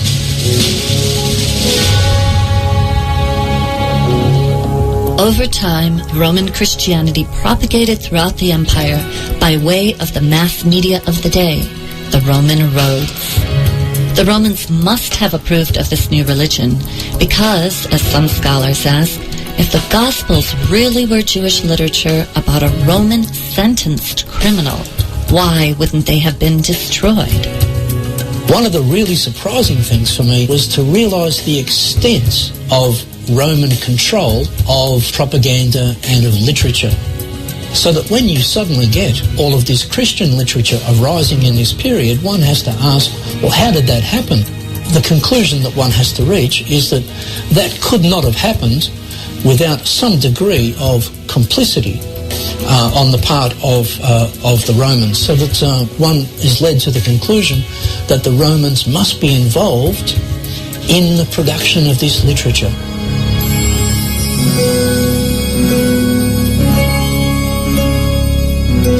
To produce and disseminate this literature was a huge undertaking, and the Flavians undoubtedly had collaborators. We know they were funded by the wealthiest family in the world at this time, the Alexanders, a Jewish family who served as Rome's tax collectors in Egypt. Like the Herods in Judea, the Alexanders had strong motivation to keep the Jews' messianic movement from threatening their position and their wealth. One of their family members was Philo of Alexandria, a famous Jewish theologian who was already writing works that combined Jewish beliefs with the modern Greek and Roman pagan beliefs of the day. Many scholars agree that his writings form the basis for much of the philosophy of Christianity. In these pages is practically every concept that you can find within Christianity. He combined Greek philosophy, and he took that and he combined it with Judaism. On top of that, he was from an extremely wealthy family. And this is important because you have to follow the money when you're looking at major trends, new paradigms being set. And if you look at his family, then you start seeing, well, this is interesting because now we're starting to come across the Flavians again. His relatives were very involved with the Flavians. That whole area is where we want to look very closely for the Christian origins. It's from exactly this same circle of people that you get the first signs of Christian ideology, and they all lead to the rise of the Flavian dynasty. At an RFM, we are going through the pieces, we are present this documentary, some very revealing history. I hope you follow it, you know, for the people them who, I know it's kind of heavy because it gone in some Roman history where people don't even understand. Them hear about Rome, and hear man about Rome for a long time, but the idea of burning Rome is the same idea that is put on this tape and this documentary. One of the reasons why you hear man about Rome, so because of the same thing. And from my youth I come up, I hear Rastaman. I hear Rastaman a born Rome. And I hear Rastaman I say, a white man write the Bible. A man I say, a foolishness. Because I hear black people in the Bible and thing. But I want to know where them old time Rasta did get that thing there from. Because it come like truth there. Yes, it's recently, I want to say recently, it's recently here man are digging a Bible, you know, and make Rasta philosophy become a biblical thing. But I remember when my ear did just a come, and I start to go among some Rasta man in some bush. If you can't bring nothing but the Bible to him, you know, see it. And there's a reason why him did not do that. But again, we say things time and time change and people start saying, oh, we have more information, we read and thing. But the reading and the reading and the reading, the more evidence is found, is the more you have to look on even your own belief. And people scared of that. It's hard for a man believe something for all most of life and then come hear something where might be true and then investigate the thing that might be true. Because some people is comfortable in them ignorance. Because why people should say ignorance is bliss. And a whole lot of people feel very blissful in them ignorance. Them don't want to evolve. Them don't want to move up the ladder. Them want to stay which part them there and feel say which part them there is where life is and where life is supposed to be, instead of gather these information and get inspired to move on. And that is what this is all about. This is all about just bringing certain information to you. You throw where you want to throw away and hold on for where you want to hold on. We don't tell nobody if you accept. Nothing at all. When I'm here, we just say, listen with an open mind and figure out if any validity there in the whole reasoning. Where we there?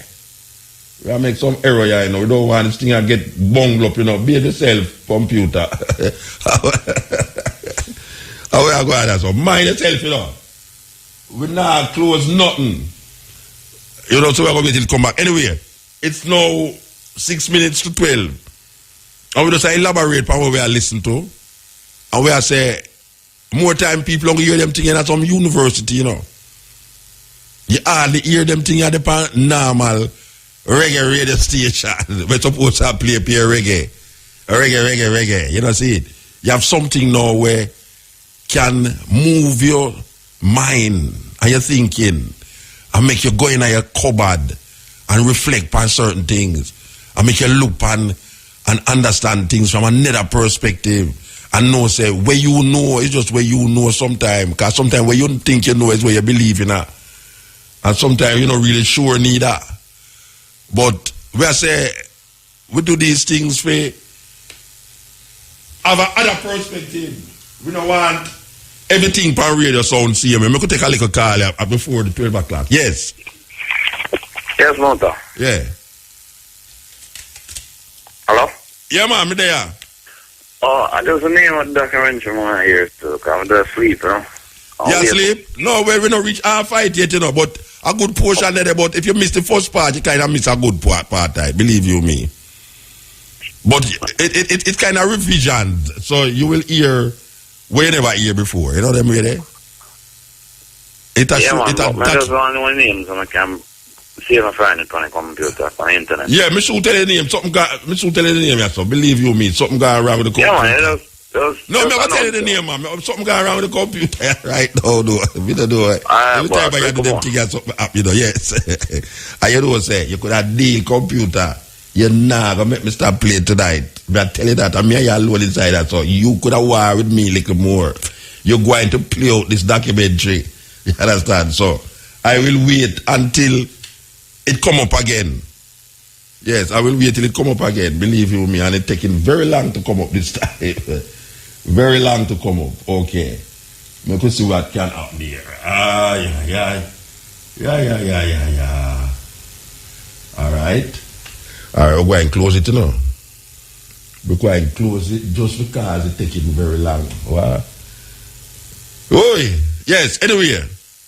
We just have said to you that sometimes you hear certain things and because it don't in line with where you believe, you don't want to listen to it. You see. But that is not the hallmark of a person who wants to develop his capacity and his intellect to either or fulfill his faculty. You know, see, people must be able to absorb things and sieve out things.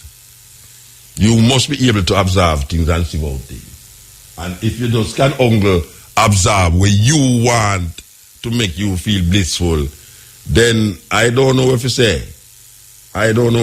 Something is tripping here that I need to understand. We need to understand it, and I'm getting very upset because it stopped at a very pivotal time and everything just stand up for me. You know, it's always something stand up. All right, you know what we're going to do? We're going to do this. We're going to close this. Seriously close it, all right? And pull out this and this and start over. Okay. So, we should come forward with this thing here. But the time now is going on to 12 o'clock. And we want the people them to really grasp and understand what is happening here.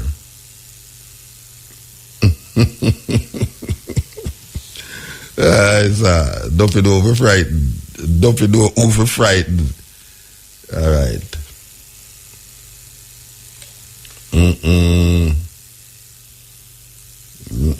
This is serious. What a thing at the night, yeah. All right. The time is 12 o'clock. Brothers and sisters, this is Chalice. Join us with respect for our national anthem. Let us stand and defend this one. Peace and love. Thank you. Eternal Father, bless our land. Guide us with thy mighty hand. Keep us free from evil powers. Do our life through countless hours. To our leaders, great defenders, grant true wisdom from above.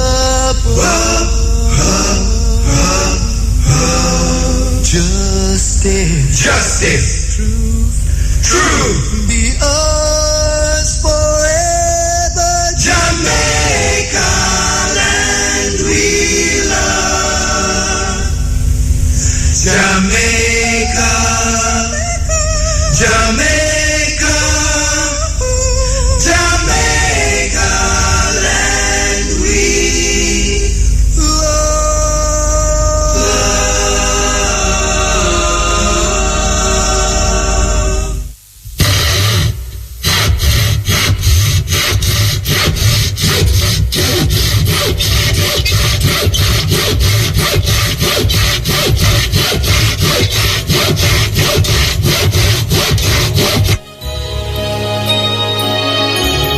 Another wealthy, influential character, Princess Bernice, was from the Herod family in Judea.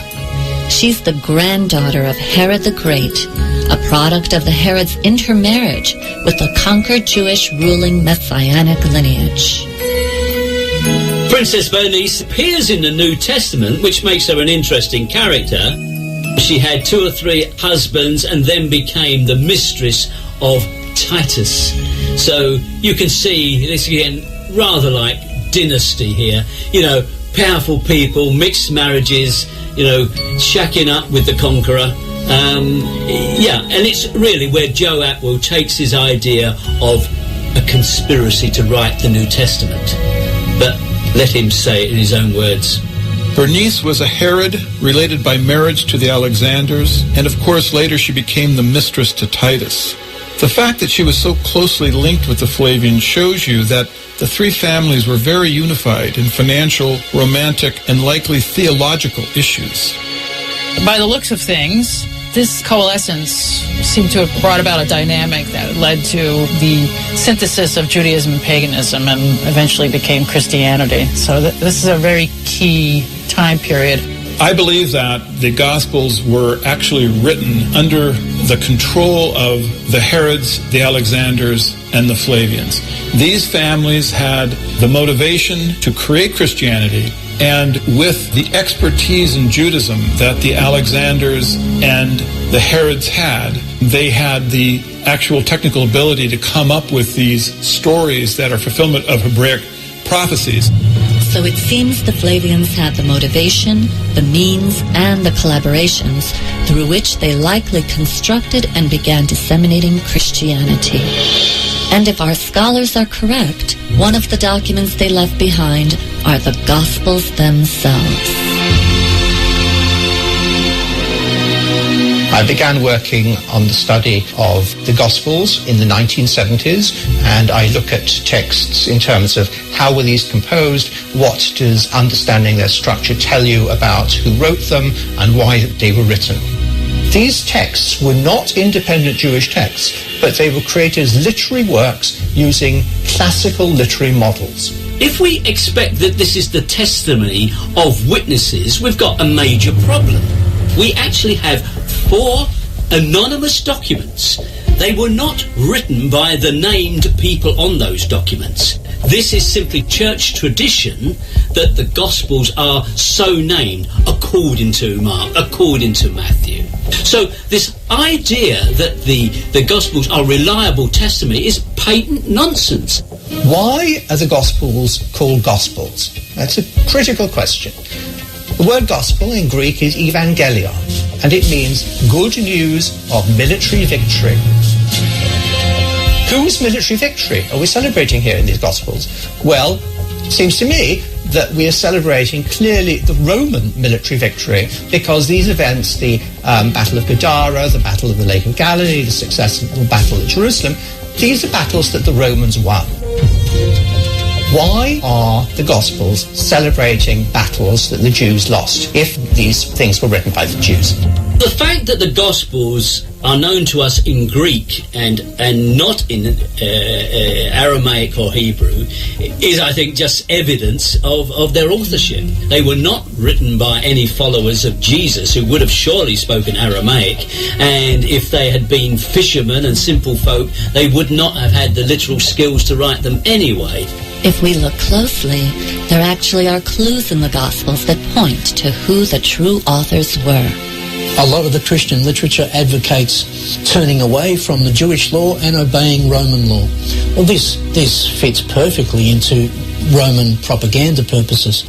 And then you have, in general, the portrayal of Jesus as the peaceful Jew who is wandering around in what is depicted as a sort of pastoral scenes, talking to fishermen and farmers and so forth, when in fact, this is a war zone. Judea is a war zone. And you ask yourself, well, why is it not portrayed as a war zone? I mean, they really had it down pat. They have Jesus saying, render unto Caesar what is Caesar's, which is basically in response to talking about money. Whose benefit would that be? It's so blatantly obvious. The perception of Roman characters in the Gospels, they're all interpreted in a favourable light. they are pro-Roman. They do not depict the Romans as the forces of evil. They reverse that. It's the Jews who become the forces of darkness. It's very striking that various passages in the Gospels refer to the Jews as some people separate from the heroes of Jesus and his disciples. The Jews are those who object. The Jews are those who try to thwart the divine plan. Now, that gives us a clue, certainly, to who were the true authors of this book. They are works of literature created by people who are trained in Jewish literature, but whose values are pro-Roman. The Romans wanted to promote anti-Semitism, and so they arranged the story of the beloved man God, Jesus Christ, to appear as if the Jews had brought about his death. Because of this, the Jews would have to suffer anti-Semitism throughout history.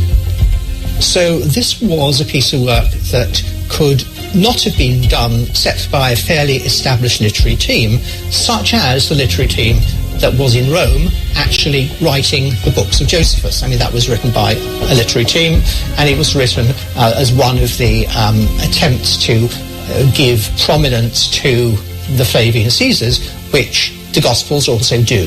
So it is extremely likely that the Gospels, as a form of epic, designed to magnify allegorically the Roman Caesars, is also written at the court of the Flavian emperors. But the Jesus story takes place many decades before the Flavians came to power. Why would the Flavians create a work about a Jewish Messiah that wasn't even from their own era? The Gospels were very precisely backdated 40 years. Jesus' ministry was started in 30 CE, exactly 40 years from the destruction of the temple. His ministry ends at Passover, 33 CE, which is 40 years before the end of the Jewish-Roman War, which occurred at Passover in 73 CE with the famous Battle of Masada. The Gospels are backdated into the period of Pontius Pilate. That is to say, before the First Jewish War, which is to say, in the Julio-Claudian period. But this is typical of Flavian literature. It's a Flavian technique. What they do is they backdate this story into the period of their enemies, namely the Julio-Claudians. And so, generation after generation of Christian scholar and even secular historians go hunting in the Julio-Claudian period for the origins of the Gospels. They don't really find any answers there. There are allusions in the Gospels to the destruction of the temple. The most reasonable answer to that is that these texts were written after the destruction of the temple. That is to say, in the Flavian period, after the change of dynasty. This backdating of the story of Jesus Christ, 40 years earlier from the time the Gospels may actually have been written, explains why many of the prophecies of Jesus came true within exactly 40 years. What does this all add up to? In my view, the thing that is most significant is the research by Joseph Atwell in his book Caesar's Messiah, which suggests that the Gospels were actually created as works of Roman propaganda at the end of the Roman-Jewish War under the reign of the Flavian emperors, that is Titus Caesar and Vespasian Caesar. And if you end up worshipping Jesus, what you will really end up doing is worshipping Caesar in disguise. This may have been how the Flavians finally got the Jews to worship Caesar as a god, by giving them Jesus Christ, a Messiah more to the Romans' liking. But is there any actual history to this character? Where did he really come from? The mystery, to me, begins with his very name. In Greek, Jesus means Savior and Christ means the Messiah. This didn't strike me as something you would call a young child. These two words are already important within Judaism before Jesus Christ supposedly existed. Major biblical figures to a Jewish Greek-speaking populace would already be called Christ. Their ears would already be acclimated to accepting this title. So it isn't just a unique name of a single person that just suddenly popped up. What did we actually know about Jesus Christ the man? I don't think that Jesus can be historically defended. I don't think there's any evidence that we can extend to that particular Jesus. So when you actually set out to investigate the historical Jesus as opposed to the Christ of faith, you very abruptly enter a void. You find that whereas you might imagine the core details of Jesus are readily known and accessible, you actually discover there's no such thing. Further, there had never been any archaeologic evidence of Jesus Christ that had ever been discovered. You cannot find an established and incontrovertible biography of Jesus at all. It doesn't exist. You enter a strange twilight zone of early Christian belief. What we have here is not a movement that's grown on the accretion of legends on a real flesh and blood man, but instead the development of a religious movement around the idea of a man. There isn't even an actual physical description of what Jesus looked like anywhere in the Gospels. The presentation of the Jesus character, it's somewhat of a composite of many messianic leaders of the time. Many messianic leaders of the time, most or all of whom came to a bad end, usually by crucifixion, because crucifixion was the Roman punishment for seditious activity. And the penny dropped that Jesus, as a human being, never existed. In all of this, we're dealing with literature. We're not dealing with history. So the answer is no, there is no history to this character of Jesus. It's entirely a literary creation. What the Romans did was they saw the Jews' reliance and belief in prophecy. So they said, okay, they want a prophet, let's give them one. It seems that in the construction of the literary character Jesus Christ, the Roman authors borrowed religious concepts not only from Judaism, but also from other gods and religions that they knew. Some scholars have noticed the similarities between the story of Jesus and the ancient pagan mysteries. In ancient mythology, we find this whole strain of thought called solar mythology. Many gods start taking on solar attributes because as agricultural communities become more important, the sun becomes the big focus, the most obvious reasons of planting and harvesting. The sun is then personified, so now we have a male sun god. It becomes a religion in many parts of the world. Christianity usurped a tremendous amount of sun worship. Some of us are saying that this was a sun god turned into a Jewish man.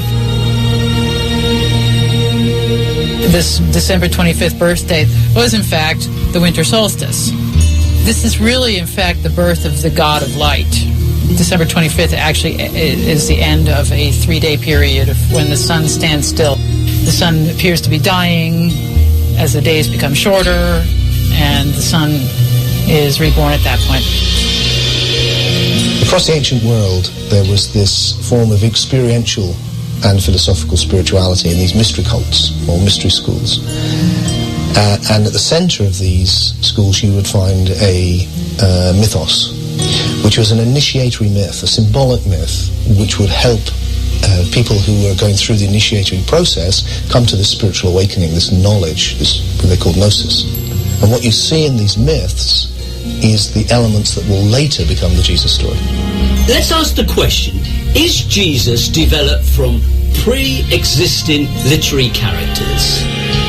Jesus has certain episodes in this so-called life, and each one of them can be traced to a prior representation of that time.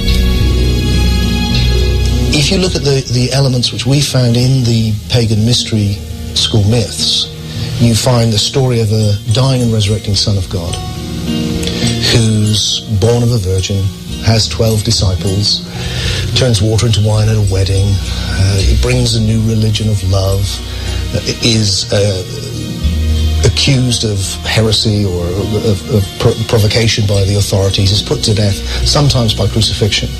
And then if you want to commune with the God-man, you take bread and wine, and then you can come to eternal life. Well, all of this is, of course, Christianity.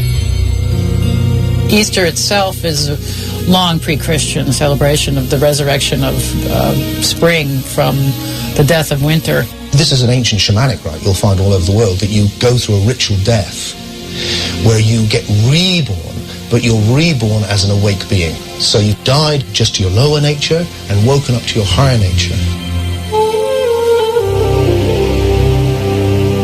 You can find them in the Old Testament, in the Jewish mythology as well. It isn't just pagan parallels. I mean, the New Testament, for example, the Ascension. We have an ascension with the Old Testament figure of Elijah, and it's a very dramatic ascension. Elisha-Elijah cycle. These are two Jewish prophets, one followed on from the other, which have many of the story elements found in Jesus. For example, there is a multiplication of food miracle, there is a raising of the dead miracle, there is a water miracle, there is ultimately an ascension to heaven miracle. Is this fulfillment, or is this simply copying of a useful theme? You can see where they just used Old Testament characters and scriptures as a blueprint to create this new one. A lot of the ethics of Christianity actually were around before Christianity. Do unto others as you would have them do unto you is in fact from the Old Testament. It's Jesus didn't make that up. Many of the other aspects of Christian ethics, many things which we might like to applaud as very good aspects of Christian ethics, can be found in the Stoic philosophy in Rome, which, by the way, was exactly the philosophical and ethical school promoted by the Flavians. There is little that is original about Jesus. If one separates from his words advice that was in the interest of the Roman imperial family, all that you have left are snippets of widely known philosophies, truisms, and concepts that came directly from prior Hebraic literature. The reason I am now convinced there's no historical Jesus, which seems a real, whoa, to people who are not familiar with the idea, it is a combination of things. First of all, there's no evidence for an historical man which stands up to proper scrutiny. Secondly, is the story of Jesus is full of these motifs which come from the pagan mysteries. And the third reason is because in the early Christian movement, there's these two types of Christians, certainly by the 2nd century, which I think of as Gnostics and literalists. What marks out the literalists, who will become the Roman Empire and the Roman Catholic Church, is that they've got an historical man. What marks out the Gnostics is that they see it allegorically, and their great heresy is that Christ didn't come in the flesh. Now, the winners write history, and the history books have been written by the literalists.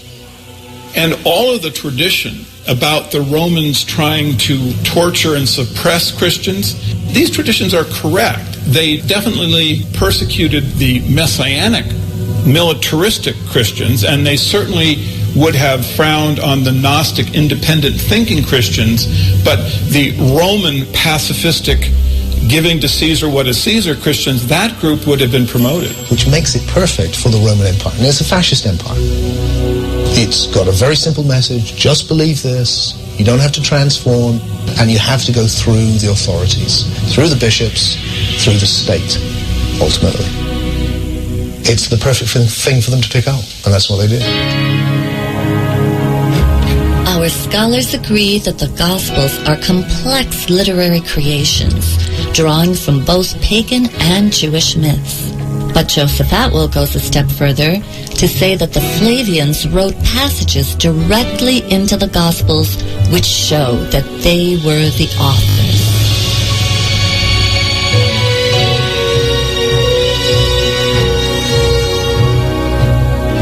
One of the most famous prophecies that Jesus makes is about the coming of someone he refers to as the Son of Man. Now, many people believe that these prophecies that Jesus makes is about the coming of someone he refers to as the Son of Man. Now, many people believe that he's talking about a second coming of himself. And many people believe that this is going to occur some point in the future. Well, the fact is, this coming of Jesus has already occurred. Jesus makes very specific prophecies as to what will happen when the Son of Man makes his visitation. He refers to 3 key events. The Galilean towns will be crushed, Jerusalem will be encircled with a wall, and the temple will be razed, leaving not one stone atop another. He also states exactly when this individual will come. He says that the Son of Man will appear before the generation that is alive and listening to Jesus' words passes away. Now, to Jews of this era, a generation is 40 years. And so the only individual that could possibly be the Son of Man that Jesus predicts is Titus Flavius. Titus Flavius did destroy the Galilean towns. He did encircle Jerusalem with a wall, and he razed the temple and left not one stone atop another. And he did this within 40 years. Josephus recorded that no matter how Titus tortured the Jews, they refused to call him Lord or God. So to circumvent this stubbornness, the Flavians wrote the Gospels, in which a Son of Man was predicted to come in the future. Titus fulfilled these prophecies and became the Son of Man. So you end up worshiping Titus without knowing it.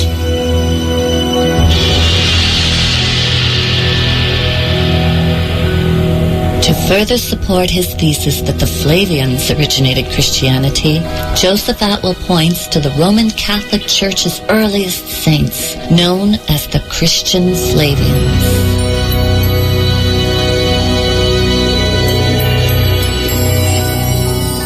The Flavian family is connected to early Christianity in a number of unusual ways.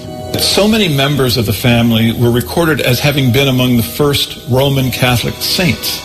These include Flavia Domitilla, who is either Titus's sister or his niece, and there is an inscription honoring Flavia for donating the land that became the first Christian catacomb.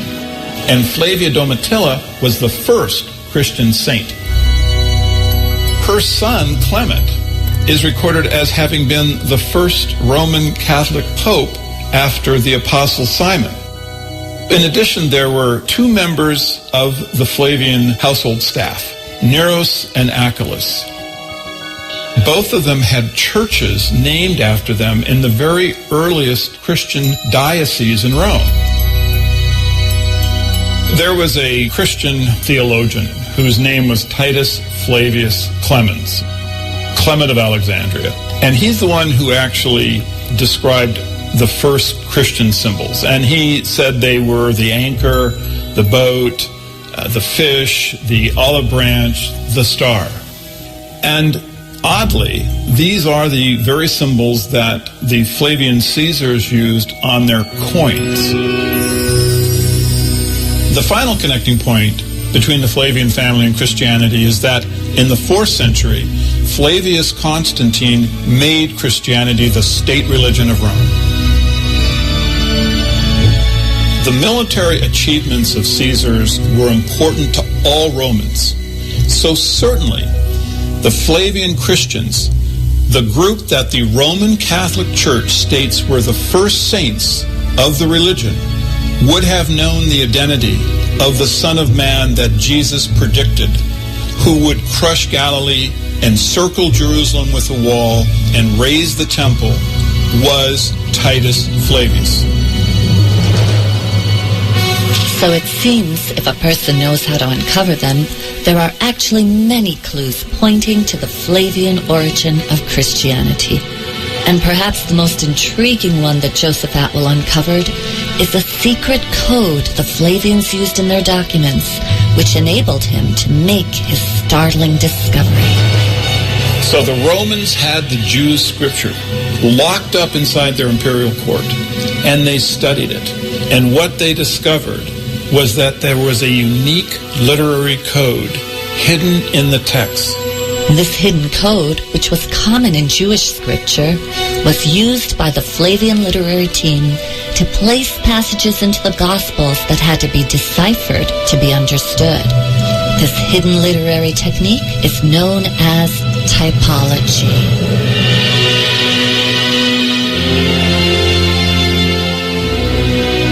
Typology is used throughout the ancient Hebraic literature.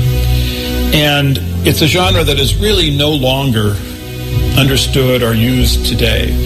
But simply put, typology is using events from the past to provide form and context for subsequent ones. What we're talking about is stereotypic. In other words, there's an idealized prototype which shows certain characteristics or performs in certain ways. For instance, one of the things they do is they take an old story and they retell it in a new form, and they superimpose contemporary history upon old stories, and they create these multi-layered texts. In Hebraic typology, texts were designed to be read in comparison to one another, or intertextually, and in doing so, a meaning that would not be visible in the surface narration would become apparent to someone who understood the typologic connection between the stories. Hebraic typology connects prophets. Events from the life of one prophet are placed into the life of a subsequent prophet. And this shows that there is a divine pattern established by God connecting his prophets to one another. The Gospels actually show how we can decipher for ourselves this hidden code or typology that was used to create the Jesus story.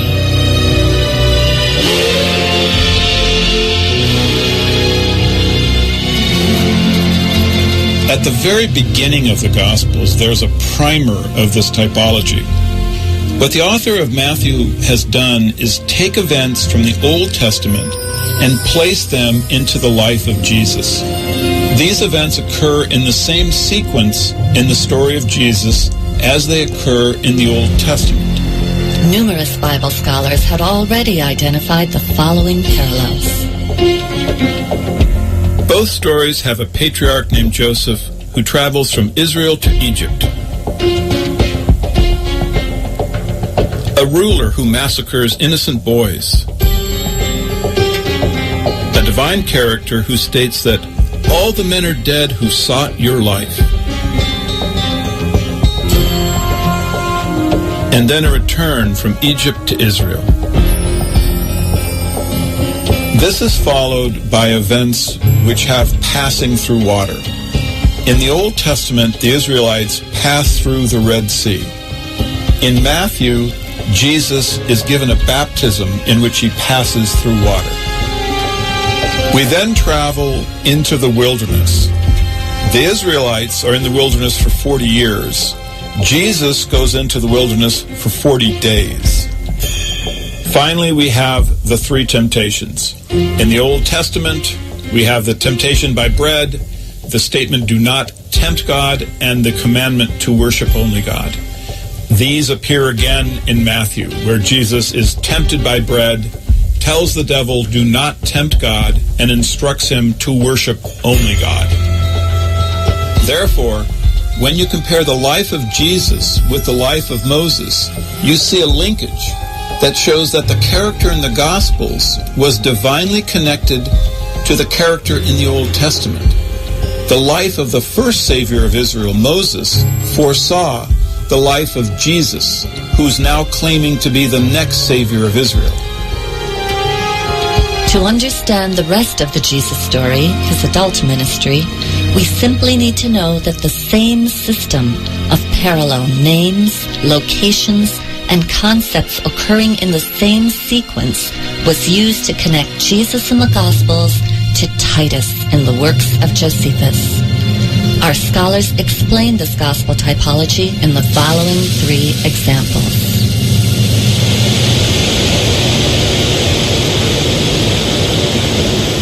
Jesus comes to the Sea of Galilee at the beginning of his ministry. He gathers his disciples to him and he says, "Do not be afraid. Follow me and become fishers of men." In the Gospel of Luke, Jesus actually says catchers of men. Titus comes to the same location, to the Sea of Galilee. He gathers his troops, his disciples, together, and he says, "Don't be afraid." And then he leads them. They follow him, and they attack a group of Jewish rebels. They sink the Jews' boats. The Jews attempt to swim to safety, and the Romans use their spears to catch them. They become fishers of men. The match isn't exact, but we should never expect it to be exact. It's simply a type which is repeated across the whole of the New Testament.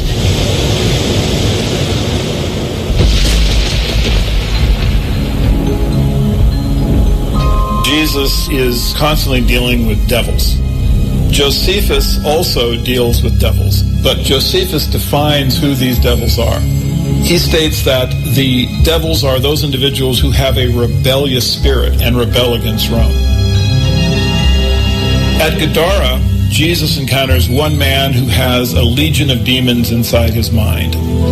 They then are driven out by Jesus. They infect a herd of swine, and then this herd rushes wildly into the water.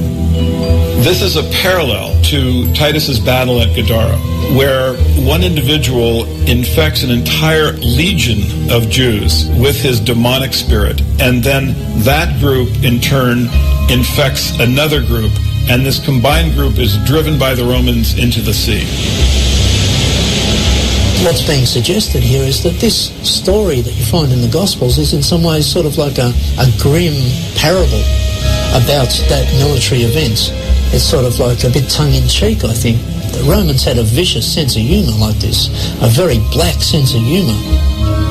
In a medieval text that I've studied, which is called the Gospel of Barnabas, when you read that story, the way it's presented is in an unsophisticated form, that is to say it's sort of been decoded in some ways, and it becomes clear that what we're talking about here are the Jewish rebels are chased into the sea and they drown in the sea.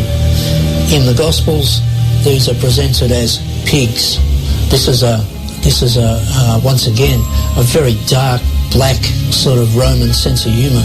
Some of this literature really needs to be understood like that.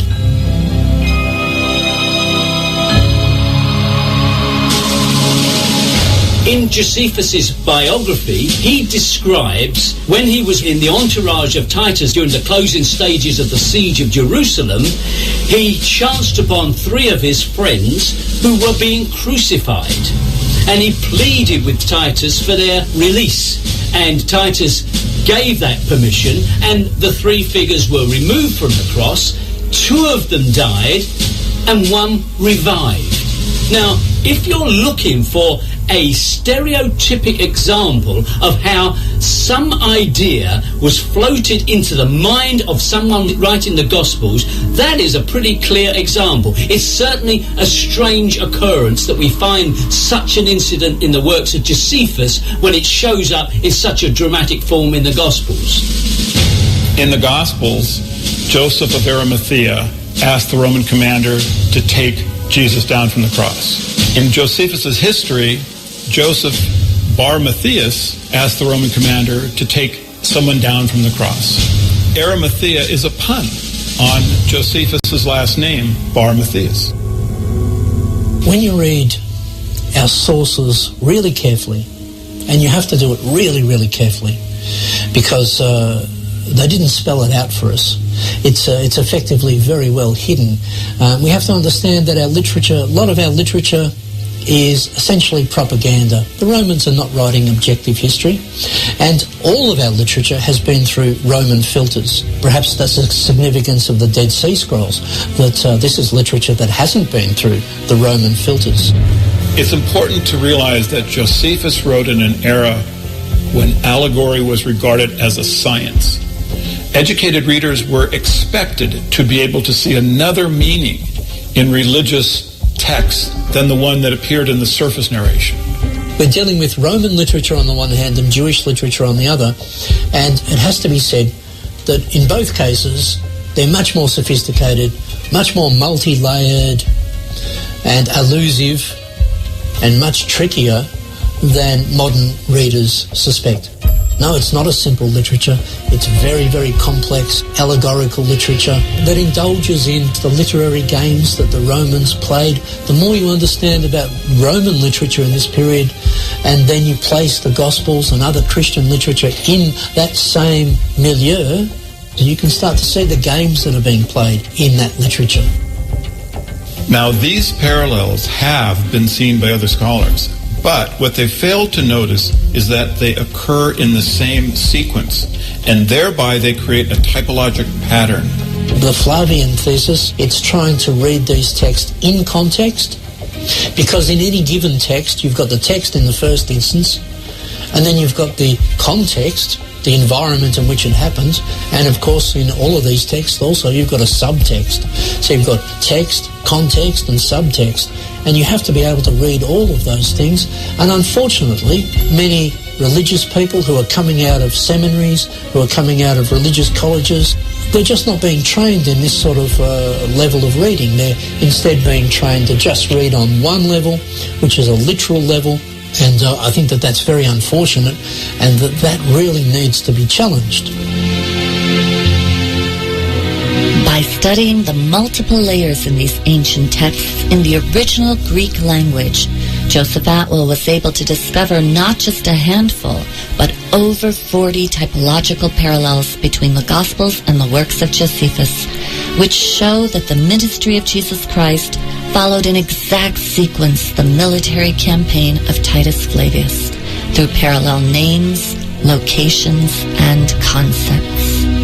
Once I understood the system that the Flavians were using to link Jesus and Titus, I was able to discover dozens of these parallels between Jesus and Titus.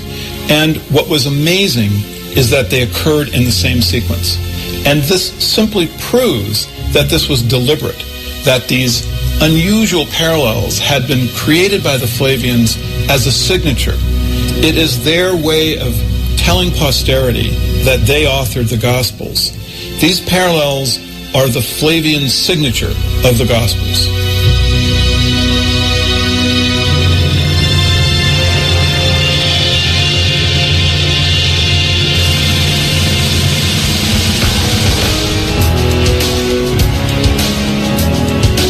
Both Jesus and Titus began their campaigns at the Sea of Galilee and then go into the Galilean countryside, followed by a journey to Jerusalem. Once they reach the city's outskirts, they pause for a period before they enter. Finally, they leave the city where their campaigns come to an end. To catalog the many parallels, I gave each one a convenient name that related to the concept in that particular parallel set. Starting at Galilee, each of these are episodes that occurred both in the gospel story of Jesus and in the history of Titus's military campaign.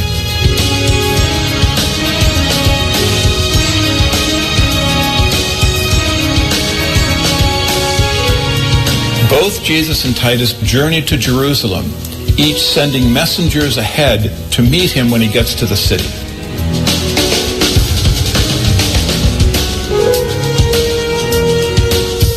When the Romans get to Jerusalem, they notice that the Jewish factions are fighting against themselves.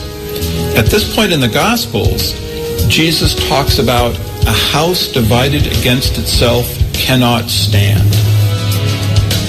Then Josephus wrote that in preparation for battle, Titus ordered all of the fruit trees between the Roman camp and the walls of Jerusalem cut down. At this point in the Gospels, Jesus states that if a fruit tree does not bear good fruit, cut it down. Titus goes around the walls of Jerusalem looking for the best place to construct a tower from which they can launch their attack. At this point in the Gospels, Jesus asks, which one of you who is going to build a tower doesn't first sit down and think about the cost? At this point in the history, Titus sends Josephus to ask the Jews what terms they will accept for peace. In the Gospels, Jesus describes a king who sends a delegation to ask for terms of peace. Both Jesus and Titus at this point have triumphant entrances into Jerusalem, during which, amazingly, stones are said to cry out.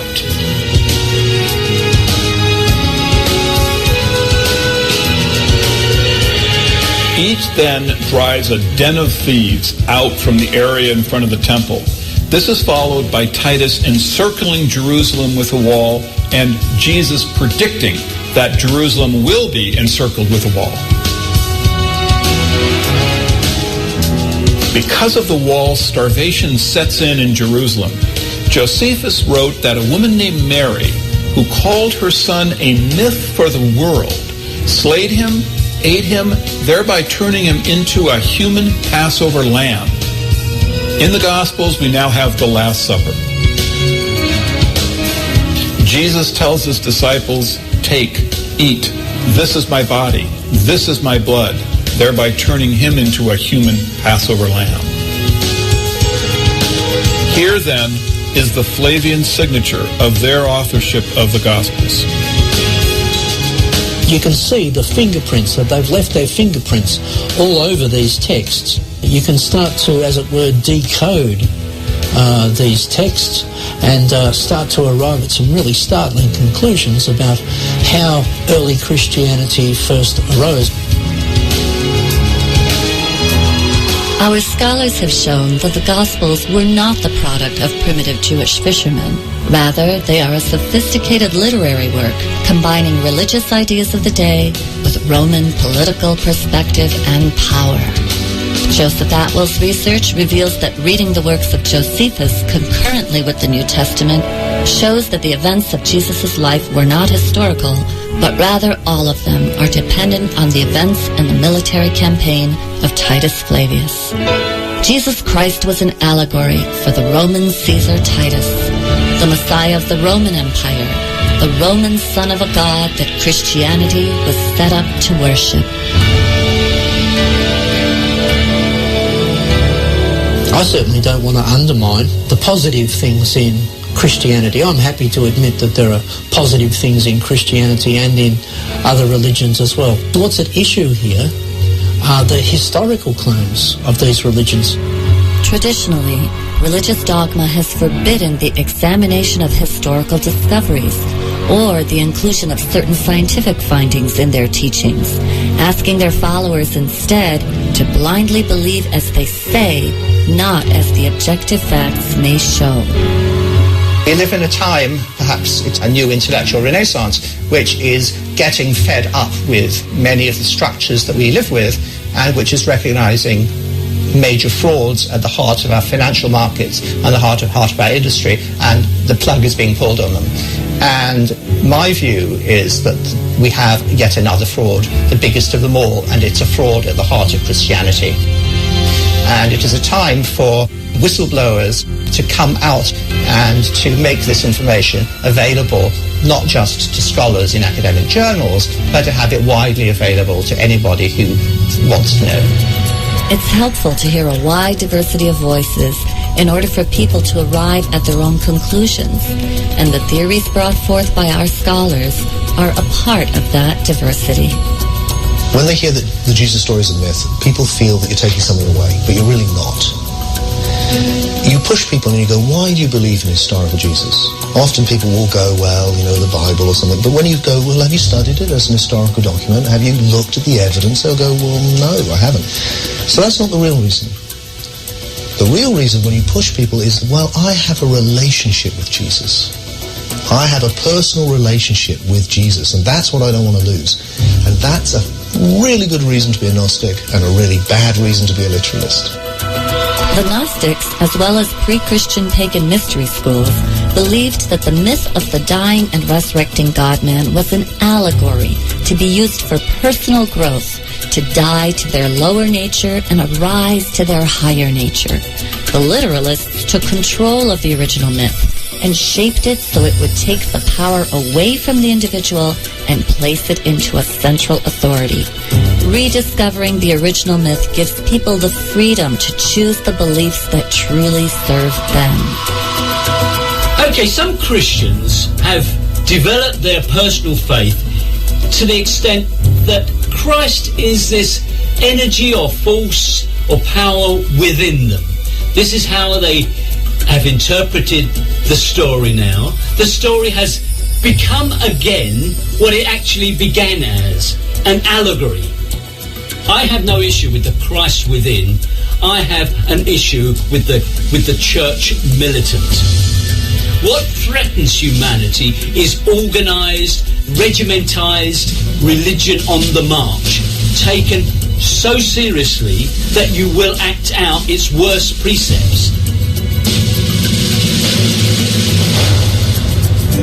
If we examine all the religions of the world, we find that there is a common thread that connects all faiths and all people. And it is from this connection that we can make the choices that have now become so critical to our future. I like to focus on the origins of religious ideas. And it turns out that they're very unifying underneath all of the divisiveness that we see on the surface. It would be extremely helpful for all of humanity to realize that there is this underlying unity. And those origins are basically nature worship, the study of the sun, the moon, the stars, planets. This is all what humanity has been looking at, of course, with great awe and reverence for thousands of years. And it's extremely important, I think, for us to get back to those roots. The destruction of the planet is also directly tied to religious ideas. This can help to restore balance to the planet in a very, very profoundly significant way. The very survival of humanity depends on viewing history from a new perspective so that we can be clearer on the historical facts and still honor the myths that offer us the greatest wisdom. It's what the myth, what the poetry says that matters, not what actually happened. So each new generation, whatever you say, is going to hear the myth, and that's what is true for them. And what follows is the actual history is much too complex for the average person to ever get their head around. Though the actual history is complex, and we may never know all the facts about what happened 2,000 years ago, the voices of our scholars are contributing to an ever-widening dialogue and the growing paradigm shift being witnessed all around the world today that can lead to a more empowered and enlightened humanity tomorrow. This is really important for our culture, to understand where Christianity came from. And this is direct evidence. You can actually walk this path and come to this conclusion. You can know that Christianity was an invention of the Romans. It was done to pacify their subjects. And this is important because it gives us a different way of understanding government, how government operates, the tools that government uses, the purpose that government has for the various propaganda apparatus. Evangelical Christians are getting away with debunking facts as mere theories, even subjects like evolution, but they provide no evidence for their position other than to simply cite religious dogma. And if you look at the influence that dogma is having in the media today, you can easily see it is increasing. I would like to challenge these extremists to consider the possibility that my findings are correct. Though there is much good in Christianity, we have to understand how rulers have used it to control us and how they are still using it to control us today. I hope citizens will be more skeptical when they hear an authority figure using faith to interpret laws or a belief in Armageddon to create governmental policies. The Flavians encoded a secret message into the Gospels, which we can now understand in a new light. You shall know the truth, and the truth shall set you free.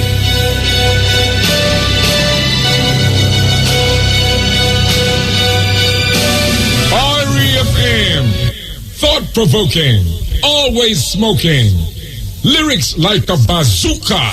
You are listening to Mutabaruka.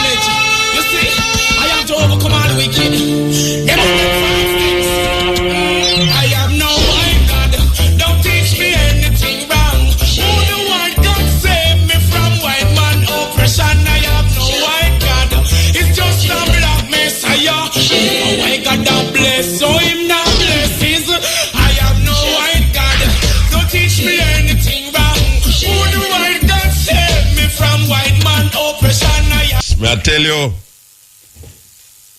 serious documentary, but in listening to it, some things run across my mind we have to really share, and we have to consider these things seriously. First of all, why is it that the book was first written in Greek?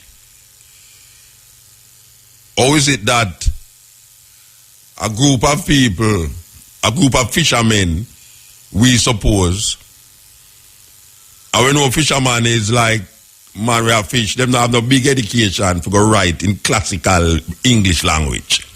You can't take a fisherman from down a Pedro Keys or down a Treasure Beach and tell him say must go write a book in proper English and articulate it. So that's the first thing.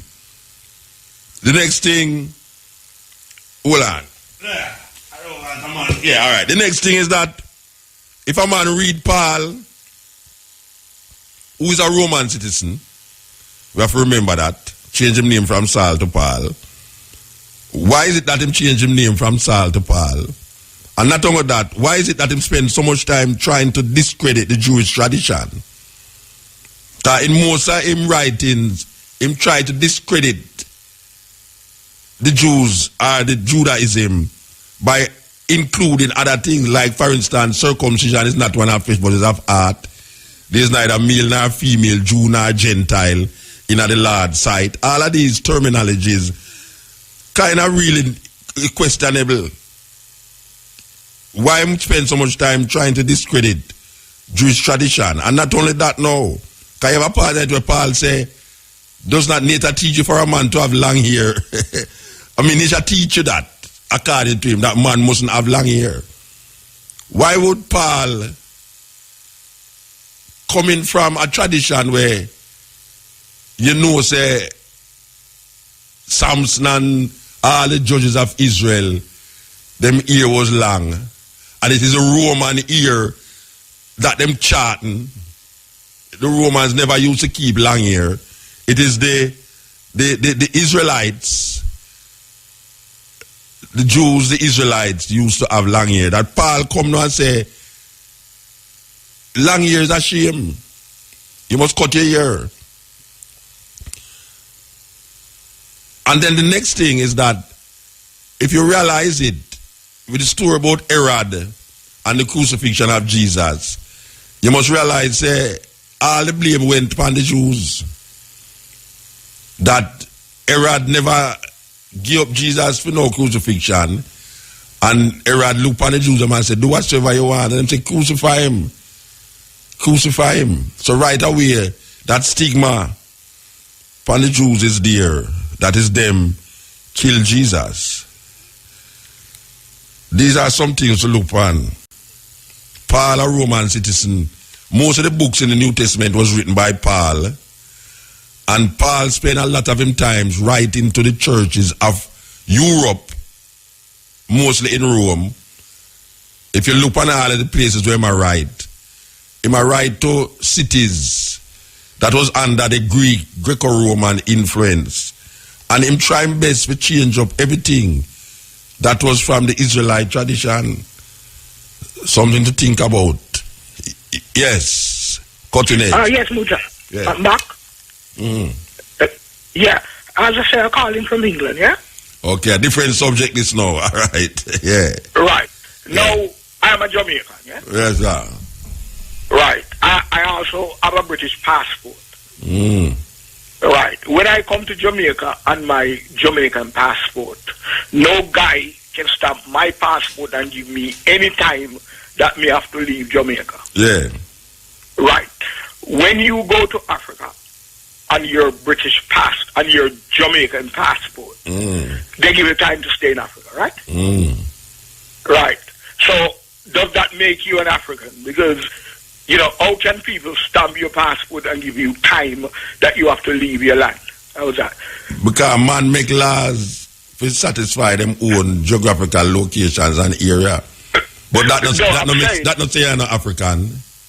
But how can if you stamp a cow with a branding iron and you say the cow is Tom cow and you put him in a pig pen, that not make him not be a cow.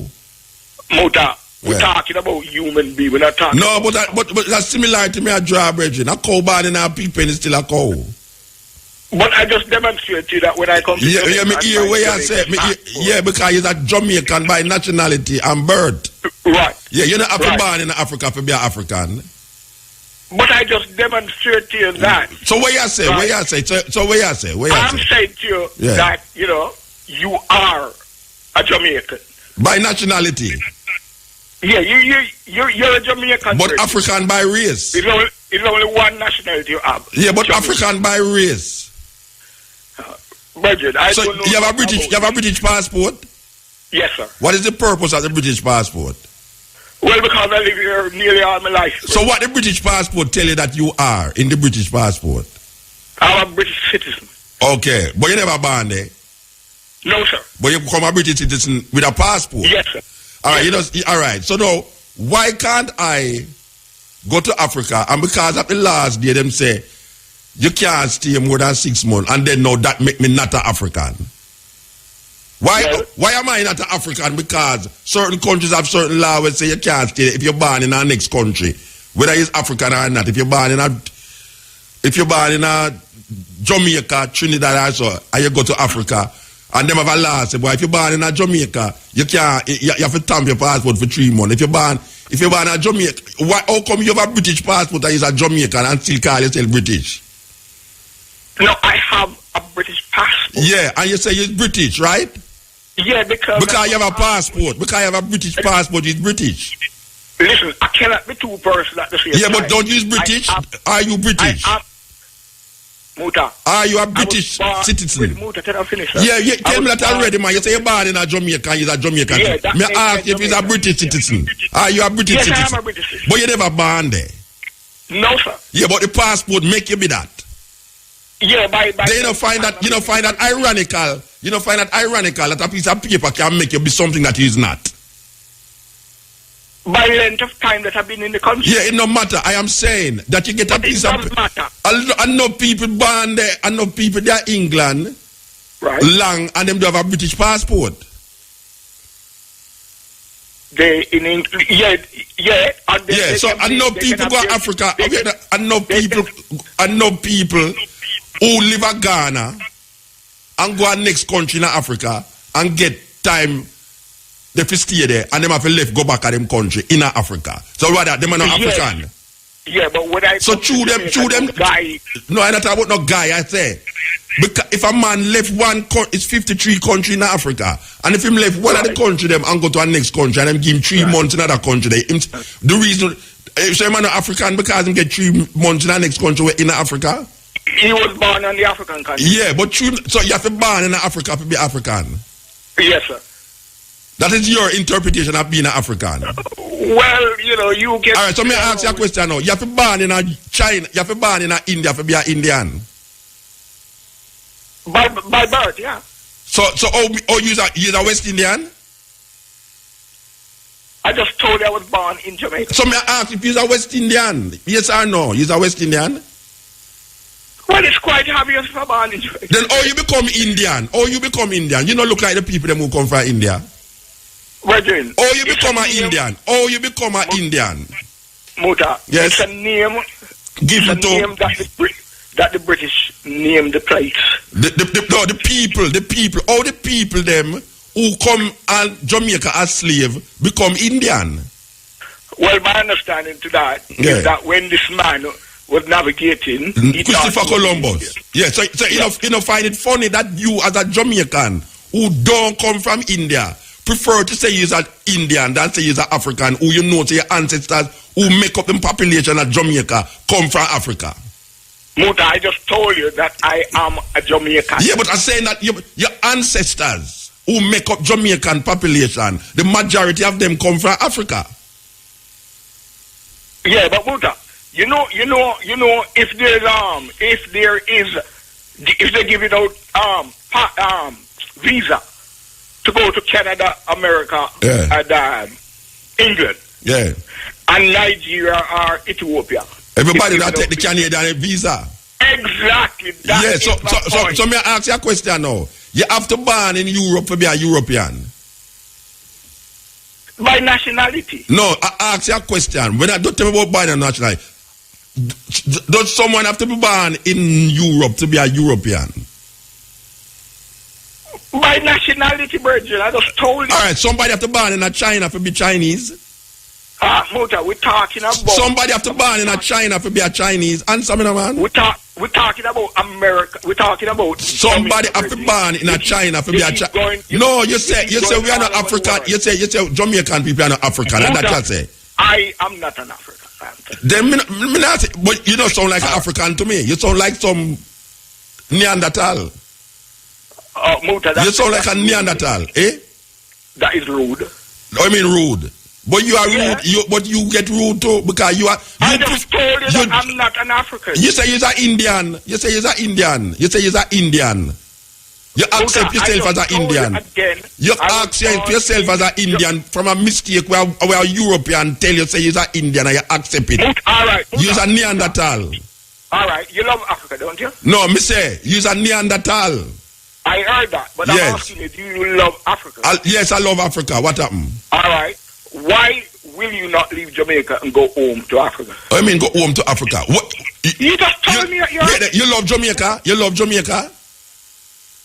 Oh yes, I love Jamaica. I just told you. Where you there now? Where you there now? I live in England. Where your house there? What do you mean, where my house? Yeah, where you live? Where you live? You have a house in England? Yes, sir. Then why you living in England and you're Jamaican? Why you don't come back to Jamaica? Can I explain that to you? No, nobody explain nothing to me because you're not there which way you're supposed to there. You say you're Jamaican. So don't ask me about why me not there Africa. No, economical. Brethren, watch out. Talk about something different. Me don't talk to you. All right. Yeah, talk about something different because he's a direct Neanderthal. Total Neanderthal. All right. Neanderthal, brethren. Me can't work with a Neanderthal, man. You're not developed. Your brain's not developed yet. Your brain's not developed. At that England, you drink too much English water, man.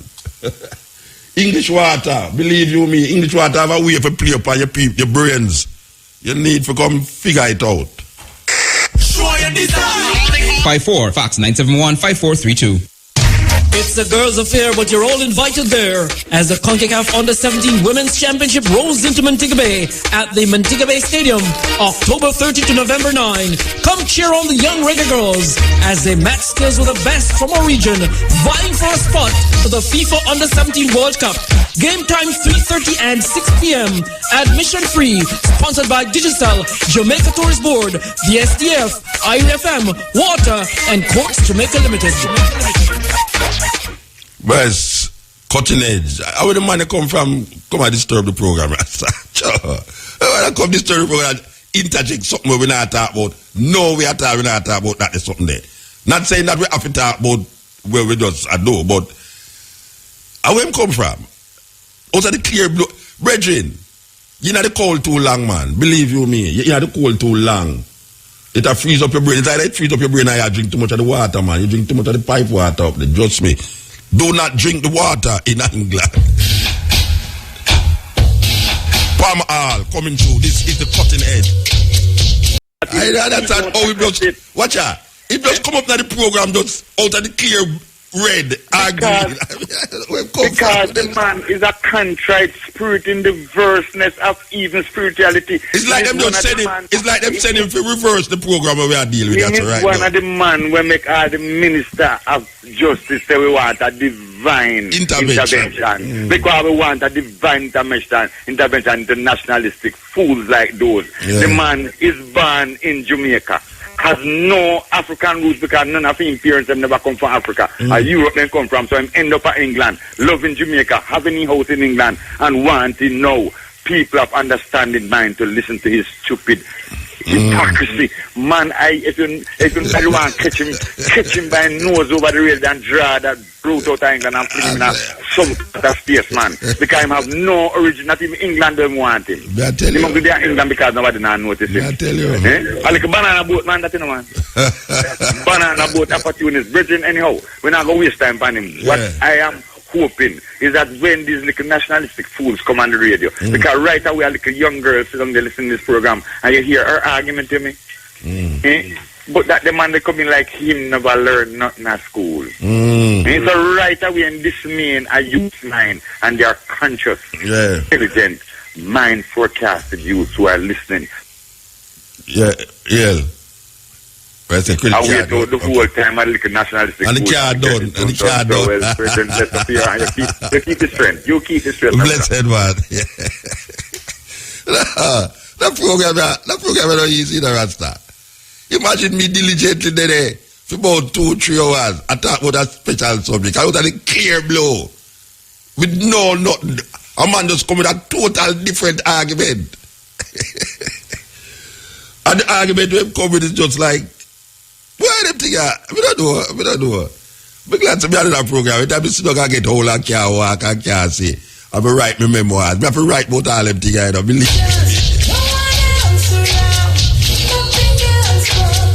Hey, I want the people them know, so we're going back down on West Street this Sunday, you know. Yes, we'll take a break, car travels and thing, but for those of you who know, say, it's one of them places where we can go cool out. Yes, we is back this Sunday. Forever Young, West Street.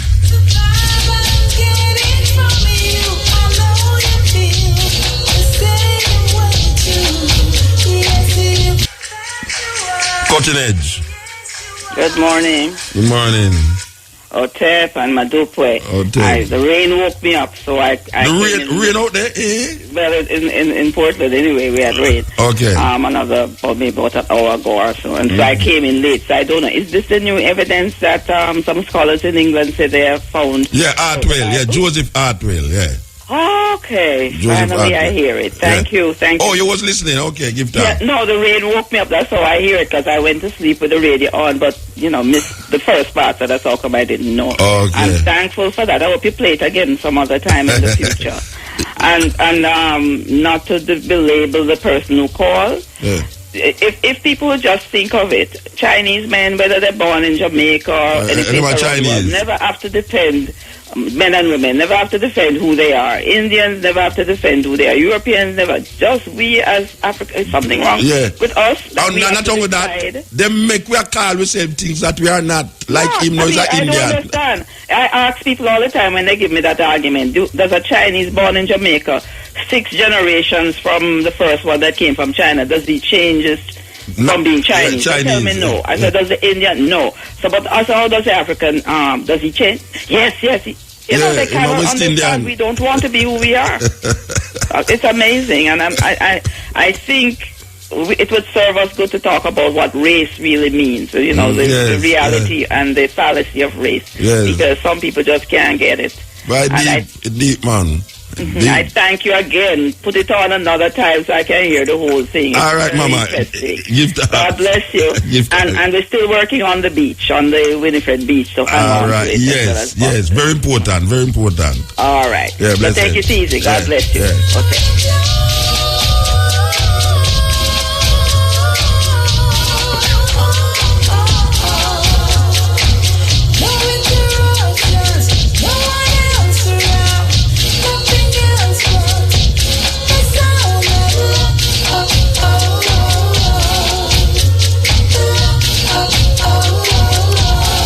Well, I tell you something. I look on my phone and text from all over the world.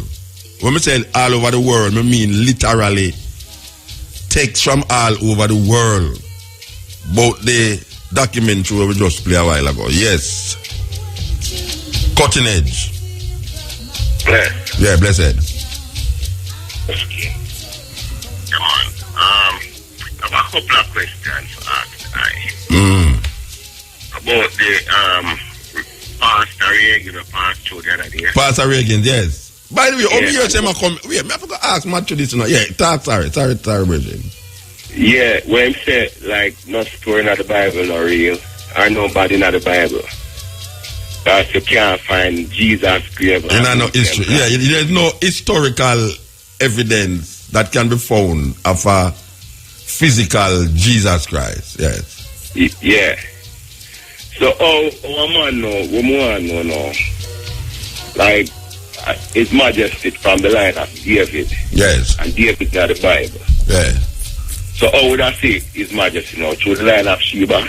No, well, you know, all right, to be honest with you, brethren, the same time a man tell me about Haile Selassie through Solomon and Sheba, yeah. Me not come to Haile Selassie through no Solomon and Sheba story, you know. You know, see, because I cannot understand how a country like Ethiopia is validating them spirituality through a peripheral reasoning of a place named Israel. You know, see, when Haile Selassie talk about him dynasty, go into Ori, which I don't hear Rastaman mention or talk about this Ori that Haile Selassie mentioned him come from, which will have nothing to do with Solomon. Yeah, because I don't know I'm a teacher. Yeah, I think we need some more study to understand the fullness of where we are saying, because I think we have something, but I don't think a whole heap of ones either the fullness of where we have, because we stuck in a Judeo-Christianity and don't know say where we are say gone past Judeo-Christianity.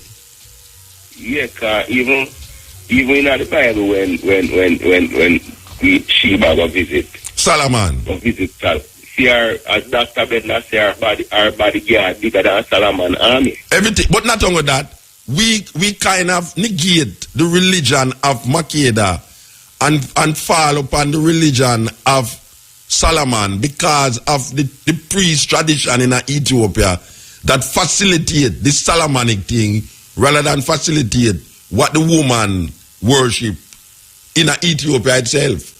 So yes, sir, we have to see the woman, because even the Pope them is a woman them worship and pray to.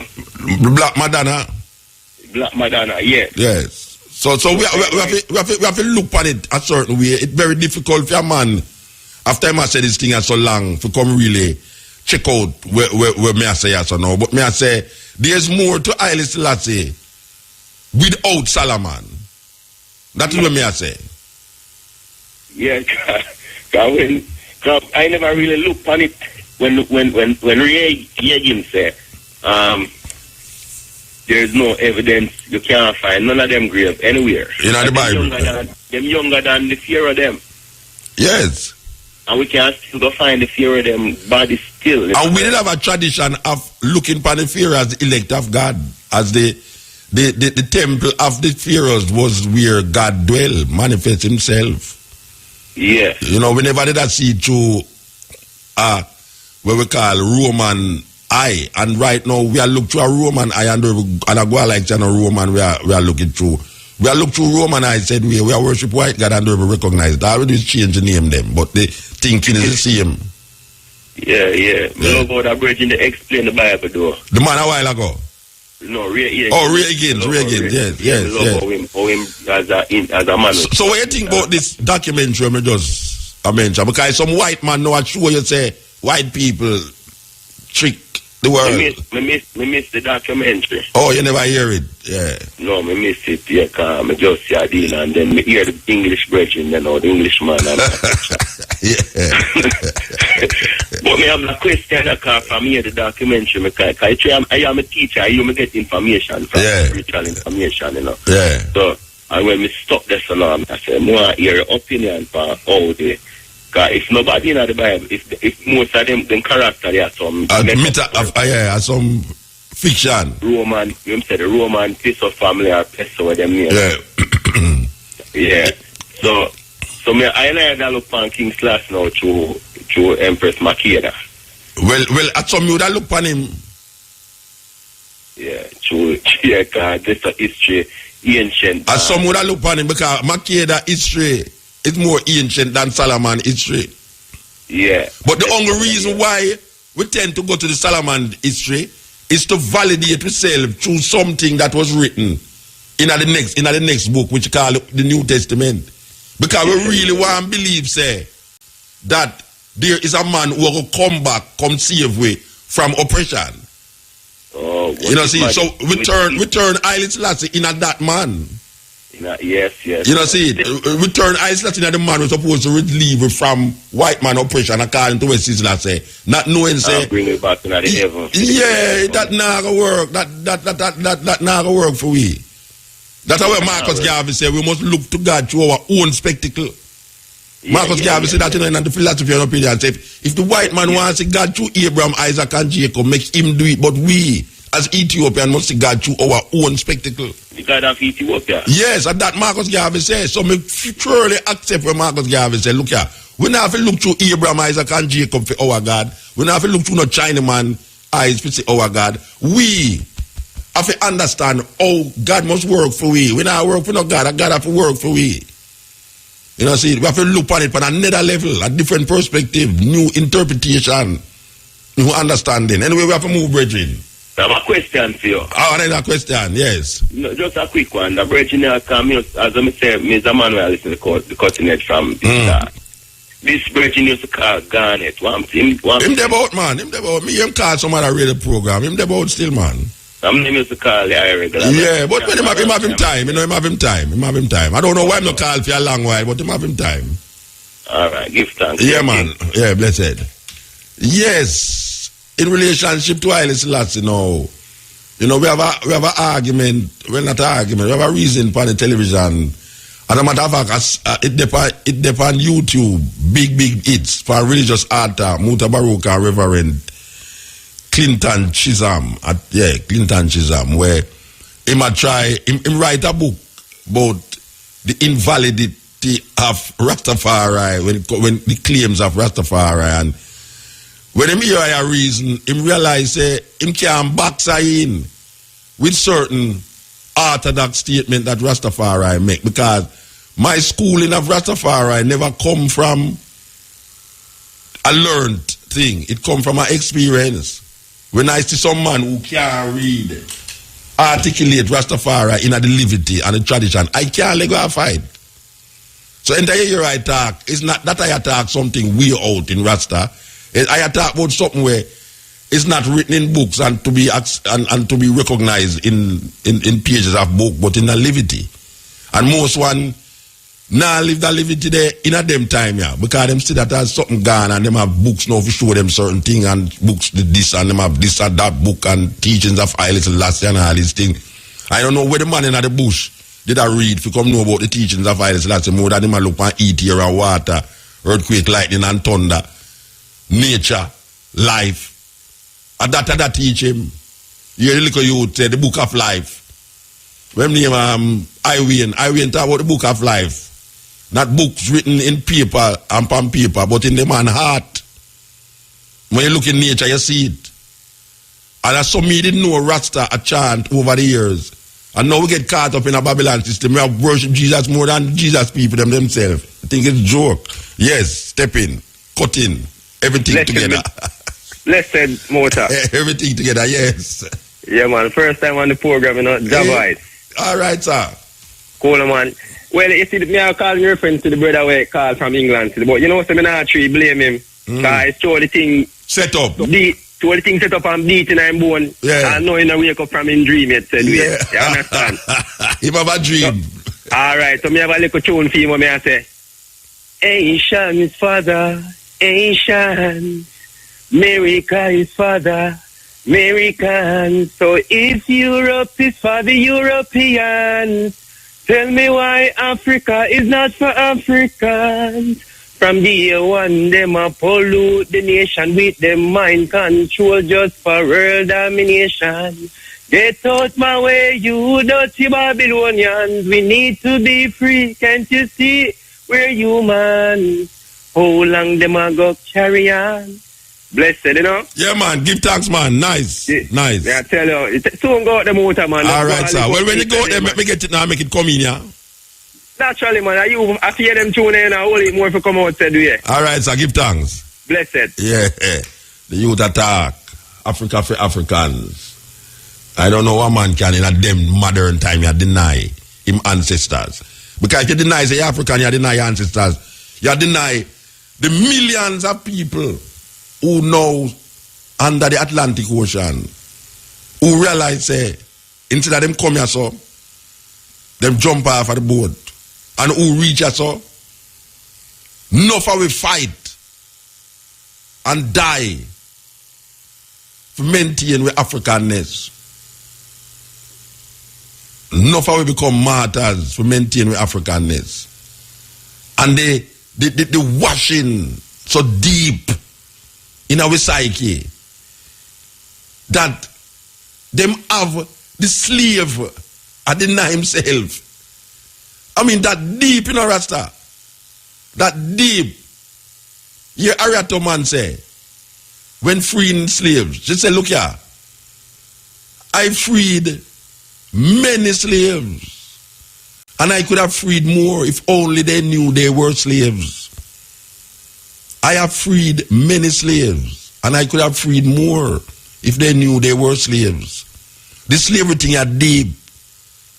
Because when a man can call straight from England and say my British passport and Jamaican passport, therefore him are not African, and me are not African, why me I say me are African? And how come me say me love Africa? I mean, they are Africa. And him love Jamaica and talk about Jamaica and they are Britain because I'm a British subject. Under the Queen. I mean, not under the Queen, but we are telling you, man. Oh, it means away there. No, because I mean, we go to my bed and we think about it and say, oh, them get African. They say, man, no African. I mean, we are comprehend it, but what did they use and do in history to make an African come out and say him is not an African? I really like find a Chinese who say him are not Chinese. You know them way there. And when I tell him say so I'm Indian, him say they don't tell you me tell you say me come from Jamaica. If me come from Jamaica, I mean no most West Indian. And then him go on to show me that Columbus make a mistake. Then if Columbus make a mistake, why you continue the mistake, brethren? Most of Neanderthal that. I tell you, yes. Yeah, that thing, them thing are deep in the Rasta. Yes, give thanks, man. Then I excellent. Then I excellent, man. Rastafari. Omuta. Yes, sir. I never really get the first part of the program, you know. Why you asleep on my program for Rasta? Fireman. You're not supposed to sleep, man. Work program, you know. Okay. Work program. So which part did you catch? About like what? About an hour did you catch? Half hour? I probably around 15 minutes. You know you're nothing then, man. You know you're nothing. And I hear nothing fire. And I supposed to sit down and listen to, and wait for this program and drop asleep. May I tell you, I one of the most riveting tapes for a long while, me find. And I see there's a man from Farm said it come give me. Blessed love. For the program more informative than anything else, you know, for you. Why you keep up the work. We are go through, man. We are go through. Remember from the days when them say, look, boy, I walk with the real slam patter slippers and a real, you know, and the barefoot man, you know. You know, see, and we see them outlaws in Italy where them have built pure shoes out or retire and everything. Slam patter, yeah, man. Don't tell about it in San Francisco. A Rasta, we really have it round here and them come for a longer time. Everything for a longer time. All the ganja with them come experiment from with canisal and all them things. Are we are the guinea pig down here? Yeah, but are we the we won't say we are the guinea pig, are we are the ones who show? We won't say we are guinea pig. Eh? Are we come make them know that these things can happen and be done? Yeah, so we don't want to say we are guinea pig. Keep up the good work here, sir. Yeah, blessed my Lord. Give thanks, man. Yes. Rastafari. Yes. You know them way there. Rastafari continuously be a vanguard to certain things in Jamaica. I hear that the parliament is now calling for an apology to Rastafari for the things them that has been committed against Rasta over the years. I am told that took place in Parliament mostly last week when I never there. A week before, I don't know when it happened, but I am told that someone in the house, Lambert, I remember him, yes, I'm going to investigate it tomorrow and bring it up on the program, but Rastafari has been through so much things, yet still we have been a beacon of hope and a light to many people all over the world through the philosophy that has been propagated through the music and through the cultural expression. We are African people, domiciled on these former slave plantation islands. No guy can come to convince us that, I mean, watch out. You know the weirdest thing about it? White people now try to convince you so we are not African. You know? That no, because white people have said them African too. Them things are radical in the Rasta. Me know white people say them African, you know. Me talk about European, you know, because them say everybody come from Africa. The first human being started Africa, therefore them are African. And that me hear white people are saying, you know.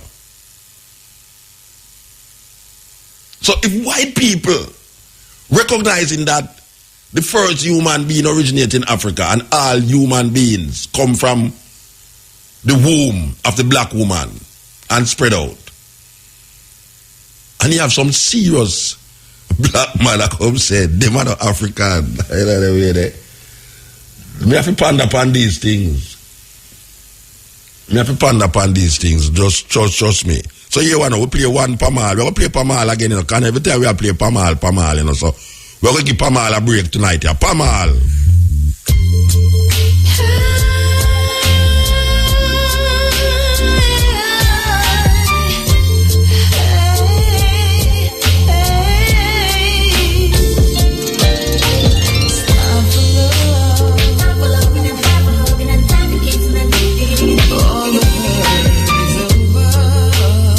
Than in a Jamaica. Trust me.